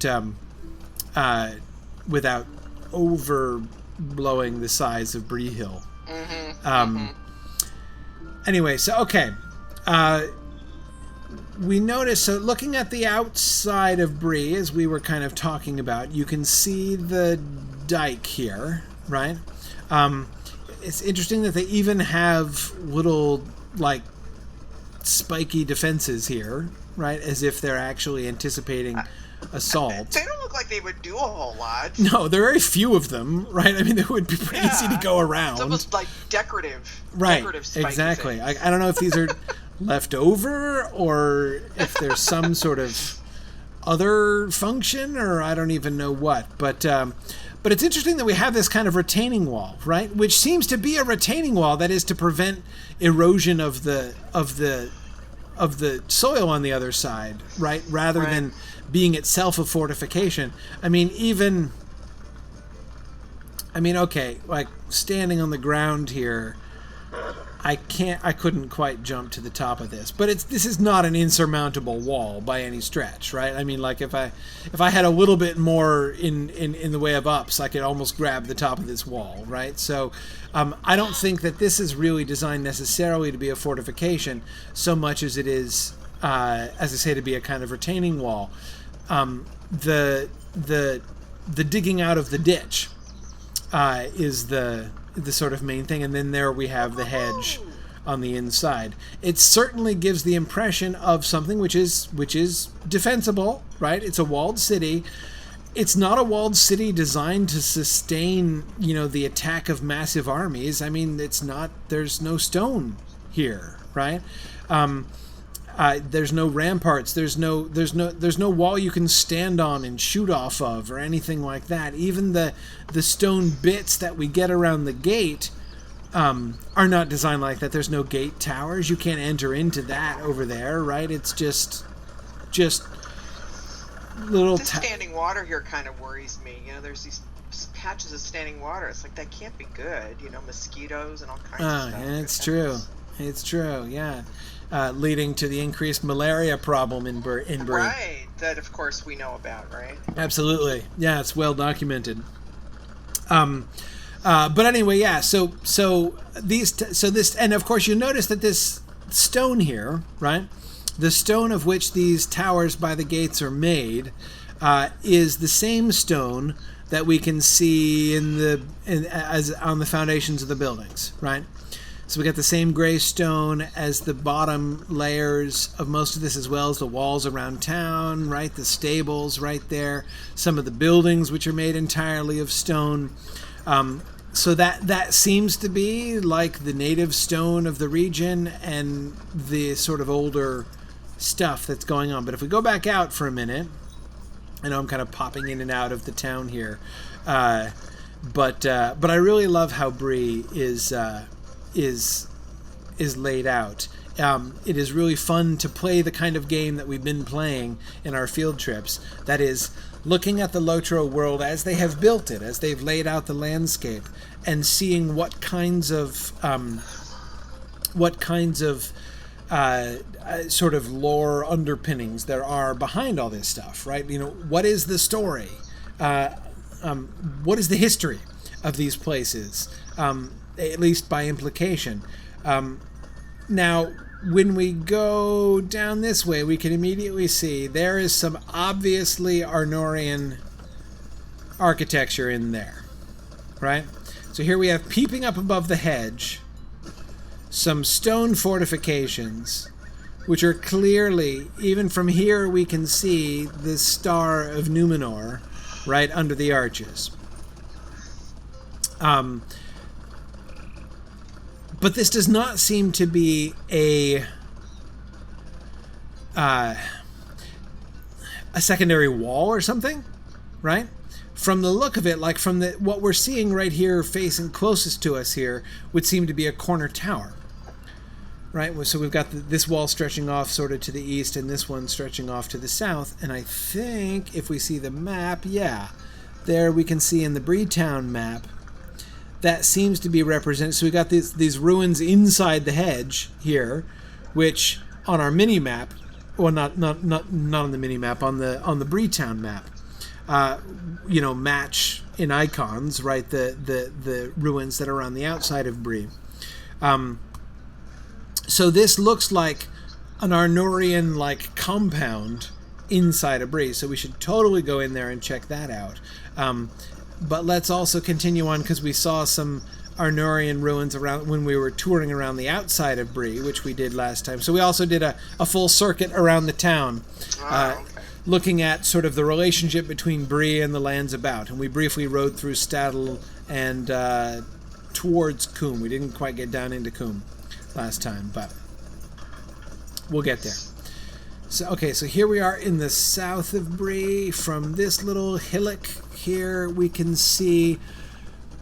All right, we can still see that little chunk of Arnorian ruin in there still seems fairly isolated, right? This is just hedge with the wooden retaining wall down at the bottom, and all of that Bree wooden structures combined with the stone structures in that gray native stone, right? So that would seem to be, again, old Bree town, right? The original sort of construction style. One wonders, did the Arnorians import the stone? You know, why is it so much more brown? I mean, it's a very distinctly different color. This, I find the most fascinating ruin in Bree. In the sense of, like, I just wonder what the story is here. So here, unlike what we saw before, what we saw on the western side of the middle of town seemed to be like a little Arnorian keep of some kind, like some kind of fortification built by the people of Arnor inside Bree, inside the walls of Bree, but kind of independent of the defensive structure of Bree. This is not independent. This is clearly an Arnorian wall which is built inside the Bree hedge, right? So do we think that this hedge was planted outside, like, which came first, the Bree wall or the Arnorian wall, right? Well, you know, if you look behind us too, I mean, there's lots of these walls. Yes. You know, shards around here, which you almost get the impression there was some other really huge edifice or city or town or something in this area. Yes. That now no longer exists, and we're just seeing little pieces of it. Yeah, we were looking, for instance, at that row of, that wall that's right up against the edge of the lake down there. We're kind of suspecting that maybe that body suggests that body of water is newer than the wall, right? Because, like, who would build a wall right there, like, through the shallows of the lake, right? So anyway, yeah, Trish, I agree. When you look, especially kind of standing from here and kind of sweeping around and looking at the whole big picture here, there are too many of these walls and pointing in too many different directions to believe that this was just a boundary of some kind, right? It does seem likely that there was a secondary town, right? An Arnorian settlement here, just south of Bree. Bree town is older, right? So that means that this fragment of wall that's right here on this side of the dike would clearly have been built, later. It would have been part of that boundary. I mean, I still can't really figure out what the boundaries of that town would have been like, right? I mean, where is this wall headed? This way? I guess it would have intersected with those. I don't really know. But yeah, anyway, so that was probably not wetlands, and there was certainly some kind of Arnorian stuff here. But that's why. So that interior wall. That's why that interior wall is so interesting, because this suggests that at least in the south part of the town, the people of Arnor built an additional defense. And I'm going to guess that the hedge came first. That this hedge and dike is older than the Arnorian wall. And that they built the Arnorian wall inside it. Because we know that Bree town is way older than Arnor, as we were talking about in class. So let's see what we can see on the inside when we get around to there. Okay, so now here we've come around to the south gate. Here's the south gate. Now notice how we shift to the native Bree rock, right? Notice also how we get more of those stone towers down here than we got on the west-hand side. It was just hedge. Where does that start? Hang on, I missed that. Tower, tower, tower. This is the first one, right? Or the last one, depending on how you're counting. Yes, it is. Okay. So just on this south face, we get a few extra of these wooden towers. That's kind of interesting. Okay. Notice, by the way, the cliff is the same brown stone, so that looks like maybe the Arnorians didn't import the stone, right? The side of the Bree Hill looks like it could be quarried for the same kind of stone that the Arnorians were using to build their more brownish walls, which just leads you to wonder, where did the Breelanders get all this gray stone from? But anyway, let's go into the south gate here, and let's head over to look at the inside. So here's that wall on the inside. Now let's see. Do we get the wall? No. See, notice the wall doesn't appear on the map of Bree. Like, we don't even get a wall on the map of Bree. The map of Bree pretends that this doesn't exist. Now, look at this joint here. Here you've got a piece of the gray Bree wall built off of the decayed portion, right? The crumbled bit. And it works seamlessly in. So this looks like this house has to post-date the wall, right? This house was built here after this wall was built. And then they just attached it by this little newer wall. And that's kind of interesting, isn't it?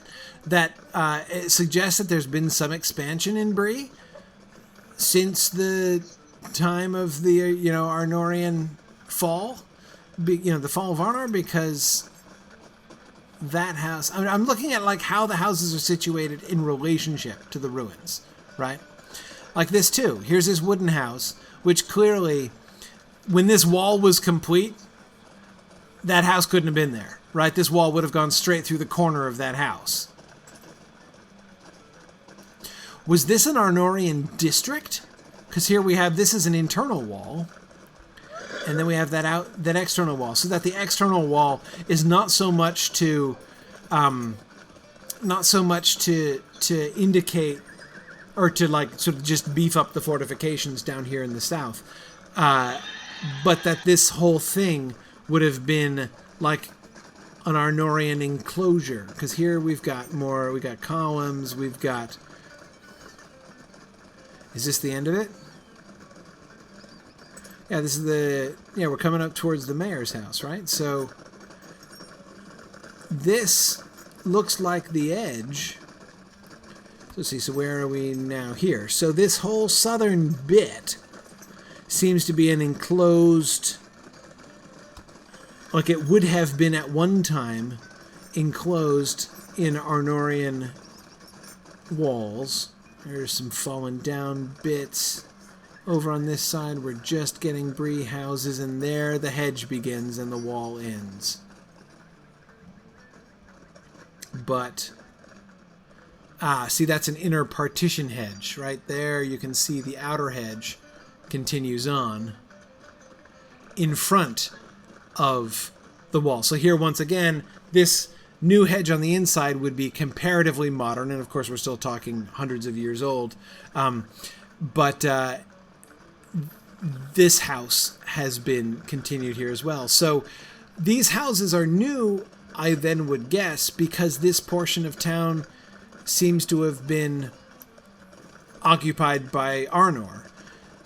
But as the stone has become ruinous and doubtless recycled for some houses, as for instance, this house right here. You notice this house? This stone house right here on the corner is very different. Notice how different it is from the other houses in Bree. Right? It's stone, but it's not made of normal Breeland stone. It's not made of this gray stone that the wall is made of. Or look at the difference between the stone of this house and the stone of that wall behind it. You know what I think that's meant to suggest? I think it's meant to suggest that this house was built out of the stone from like it was mined from the ruins, right? That they cannibalized the old Arnorian walls to build this newer house here in the middle of what used to be the Arnorian district of town. Would be my guess. And of course here we have this tomb, which is important and which has a Cardolan star and looks just like the tombs that we saw down in the Barrow Downs. Okay. All right, let's keep going around. So if we leave the Arnorian district, let's see if we see any more evidence of ruins. After we are looking at ruin data, we'll draw some conclusions about the history of Bree and its relationship with Arnor, as the game seems to speculate. And notice again, none of that brownstone around here. This is almost all wood. Right, I'm gonna continue on. I'm wanting to find the wall. Where are we now? Okay. We're in here. Alright, there's some more of that recycled brownstone in that house. This is an interesting enclosure. Unusual in Bree, but made out of the gray stone. Mostly. Well, look, that on the other side, through those little windows there, we can see some more of that brownstone. But again, lots of ruins down there in the south. Plenty of that brownstone to work with. Okay. Let's keep going around. Let's see.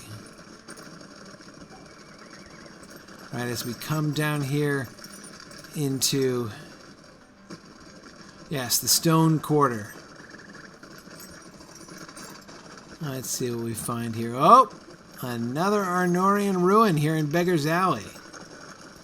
That's random. And there's another one. Just bits. And look at that huge house made of recycled brown stone. Yeah, you can see why it's only bits through here, but what did it used to be?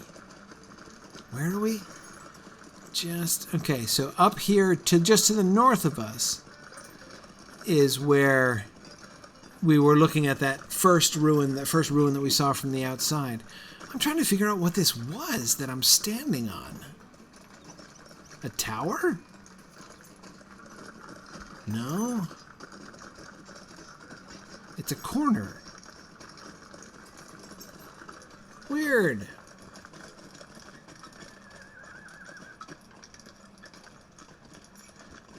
Huh.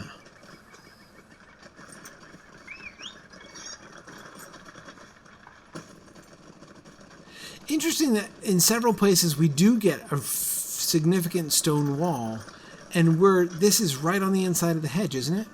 Yes, it is, right on the inside of the hedge. So there are places, even in the non-Arnorian parts, where they have built a stone wall inside there. Okay, the Old Stones Gate, Old Stones Ruins, yes. Hey, what do I get when I click on this thing? History of the Dunedain, nice. Okay. An ancient crest of the Dunedain carved within the ruins. Well, excellent. Let's look at it. What do we see when we get the ancient crest of the Dunedain? Well, sorry. I seem to be inside somebody else. Okay, there we go. We see... If that's supposed to be the tree, it's an odd rendition of it. It certainly is. It certainly is. I'm not sure have we seen that triton anywhere before? Yeah, that's the Scepter of Enuminus that we've seen elsewhere. Oh, got it. Yeah, got it. Okay, yeah. right, It looks a little different there than in some places because we usually can't see it this close up. But that I believe to be the Scepter of Enuminus, and six and we have 7 stars. Oh, the one star is down at the bottom. Yeah, I didn't count it down. What's up with that? Is 1 star fallen? Yeah, I was looking. I was like, why are there 6 stars? And I looked down. There's a 7th star. How weird. Yeah. I don't remember ever seeing this particular pattern anyplace else. In Middle Earth. 1, 2, 3, 4, 5, 6, 7, 8. I'm counting leaves on the tree. 4, 5, 6, 7, 8, 9, 10, 11? Really? 11? That's weird.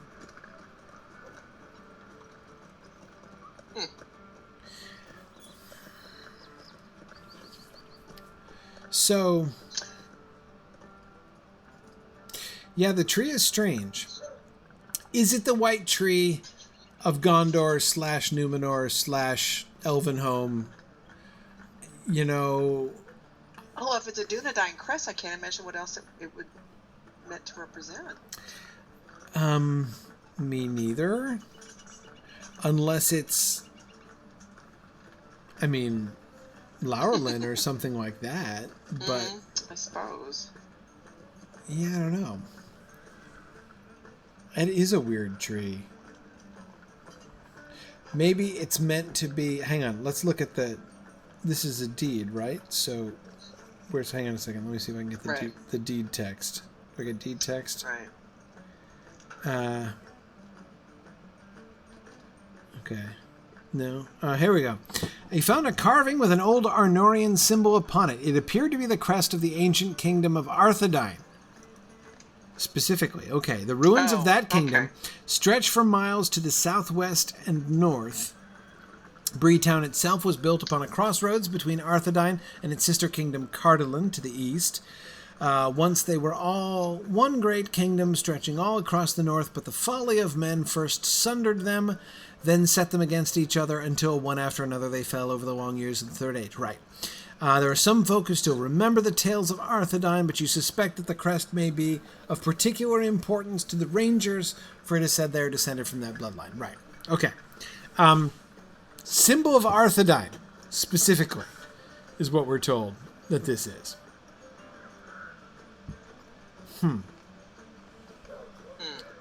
I agree. Yeah.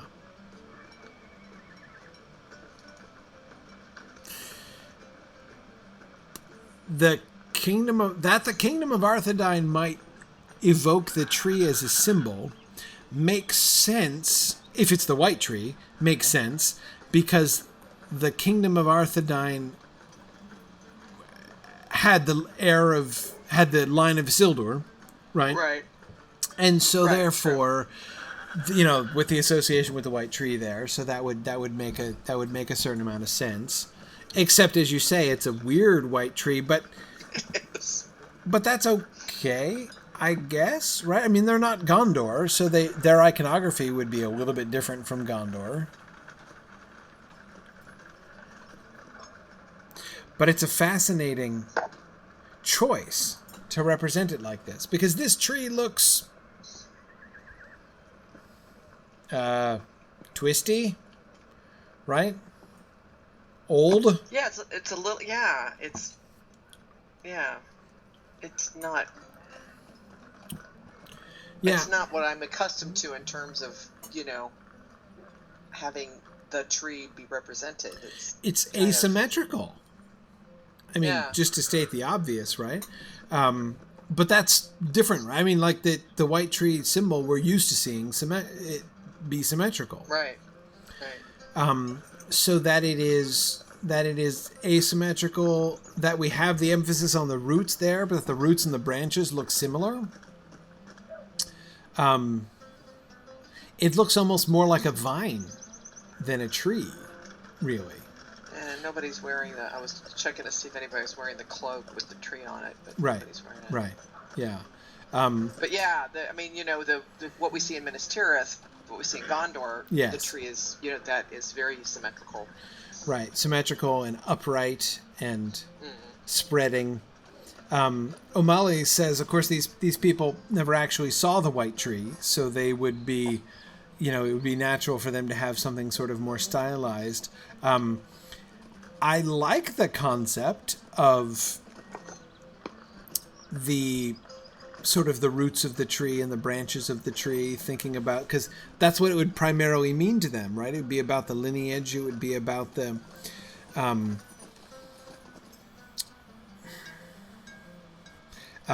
ooh, that's interesting. Rowan of Gondor says it looks like that one star is hidden among the roots of the tree.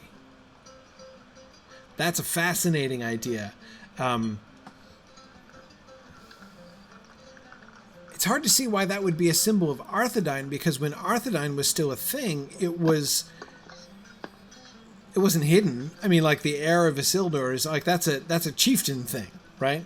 The concept that you know, the star being hidden at the roots would fit the time of the chieftains after the fall of Arthedain. But it's hard to see why Arthedain would, and I guess it's not technically hidden. It's not below the roots or anything, right? It's just kind of down there next to the tree. I don't know.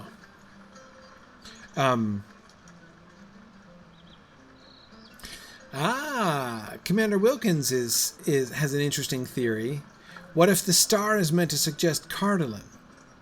as this is on the boundary between Arthedain and Cardolan, so we have Arthedain still claiming lordship, right, with the scepter up at the top, and then Cardolan is a fallen province, right, a fallen family. So like, and this is y'all down here, right, at the bottom of our thing. Maybe. Yeah, Amathorn likes the idea of the star by the roots being a kind of foreseeing or premonition of the hiding of the Dunedain in the later line down the road. That would be a kind of a Dunedain-ish thing, right? If it were. Oh, there we go. Dime has re-attired herself to show the. She's got her cloak she's got on has. Oh yeah. Okay. Hang like on. we see it in Gondor. She's there. She is. Oh, there we go. Right in front of you there. Yeah. Right. So that's symmetrical. What we're used to saying. Yes. Yeah. Yes. With the 7 stars, notice each one of the 7 stars in the Gondorian symbol here is a Numenorian star with the long point facing down, right? And, yeah, okay. Interesting that they have the 2 branches up on top, right? So there's no single sort of spike in the middle. It's intrinsically branched, which is kind of cool, as if to embrace the crown there. It's much more tree-ish. We still get roots, but the roots... I mean, look at the difference between the roots of the tree and the branches of the tree there and what we see on this symbol. Yeah. Interesting. Yeah. Cool. I'm trying to remember. We've seen Arthedain type symbols. I remember when we were running around North Downs, I guess it was Lonelands. Was it? Like when we were over where the Red Maid was and stuff, looking at those ruins there. It seemed like there was some Arthedain stuff there, but I don't remember ever seeing anything like this. No, me neither. I wonder. The stars, Dime's cloak is reminding me, all of these Arnorian stars are all pointing up, whereas the Gondorian stars are the downward pointing, which is again the classic Numenorian star, right? With the showing the beam of the star pointing down to Numenor, the land of the star.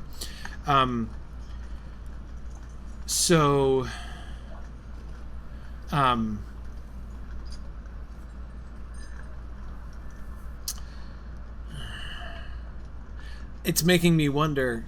Now, I remember distinctly, I know for a fact we saw downward pointing stars in Innuminus.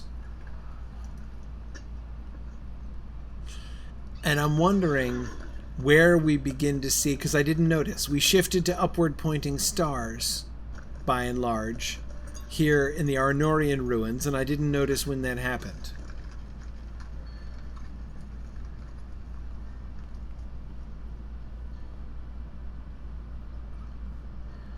Well, I'm thinking that this crest isn't as ancient as the Breland folk maybe think it is. Right. I mean, from an Arnorian standpoint, it's pretty modern. Yeah, because it's almost like somebody did it who wasn't really in the know. You know what I mean? The kind of right. Interpreting oral tradition or something, but wasn't really in the know. Right. Yeah. Well, that's interesting. Commander Wilkins is pointing out that the last undisputed king of Arnor was the 10th king in the line from Elendil. So the first king of Arthedain had claimed to be the 11th king of Arnor, and maybe that's why the 11 leaves. And if that's true, if Commander Wilkins' theory is correct, then that would date this crest as during the first kingship of Arthedain. Right. Soon after the schism, like in the first generation of the schism. Right. With the kingdoms. That's interesting. But even then, one can imagine this sort of, sort of decay of lore to some extent. Right. That's interesting. But I've gotten away from my original question, which is, what the heck are we on? What is this in relationship with the town of Bree? Because it's getting late, so I can't jump through there like I wish I could. Okay, that's fine. Well, there's the hedge, right? These are this is the corner tower that we were looking at from the other side of the hedge. And so we can see from in here that our thought that this was a sort of more of a fortress than a wall is certainly true. This is not just a fortification. This is a part of, now it's gone now. The walls are broken off, and it continues for a little while up this way. Let's keep going. And then it's going to break off before we get to this other street, which, where are we? Right by the taxidermists, right? Yes, we are. Okay. South of the West Gate here. Okay. So it seems like what we're getting here. One thing that, as we discussed before, the text never explains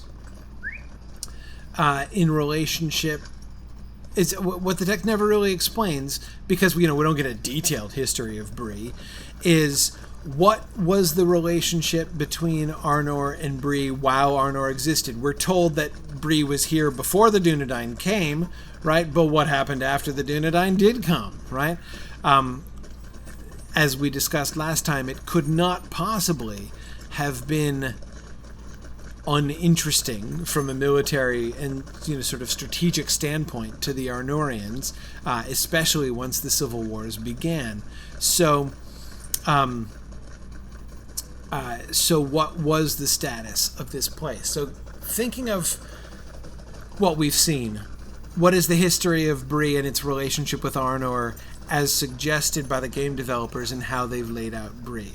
And the conclusions that I would come to is that there was a time during the height of the Arnorian kingdoms when Bree was sort of living in the shadows of Arnor, right? I agree with Trish that there is a suggestion of this sort of larger and possibly fortified settlement to the south of Bree. It almost looks like they've built, probably also to take advantage of the crossroads here, that the Arnorians came and built a little mini city down there to the south of Bree, but they seem to have more or less respected the integrity of Bree Town as it existed.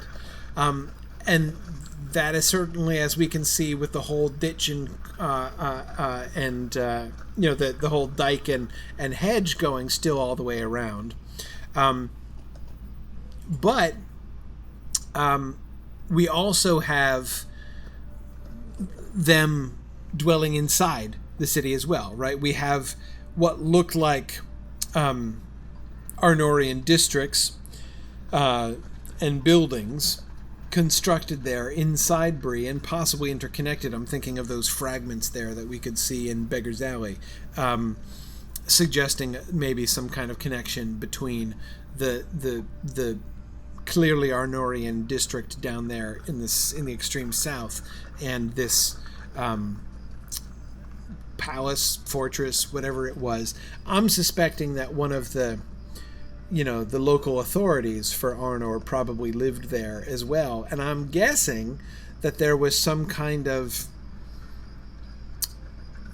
complicated political situation where the Breelanders were probably left to mind their own affairs. Probably. At least initially. Again, there isn't any evidence that they just took over the place, right? This is not a town. This is not a town that seems to have been Arnorized, right, in the way that like a town might have been Romanized after the Romans took it over. It's most of the town seems to maintain its sort of original integrity as old Bree Town. They did intrude upon it, clearly, right? But they didn't take it over. They didn't build a whole Arnorian wall around it. They didn't... again, we don't see signs that, buildings were torn down and replaced with upgraded, stone Arnorian edifices or anything. just in a few places around the edges. So there was probably some kind of cooperation, I'm guessing, right? But there was probably a garrison, I would assume. There has to have been a garrison of Arnorian soldiers living there in Bree. One wonders if was the town to the south, was that Cardolan? What was the adjective we were using? Cardolangian.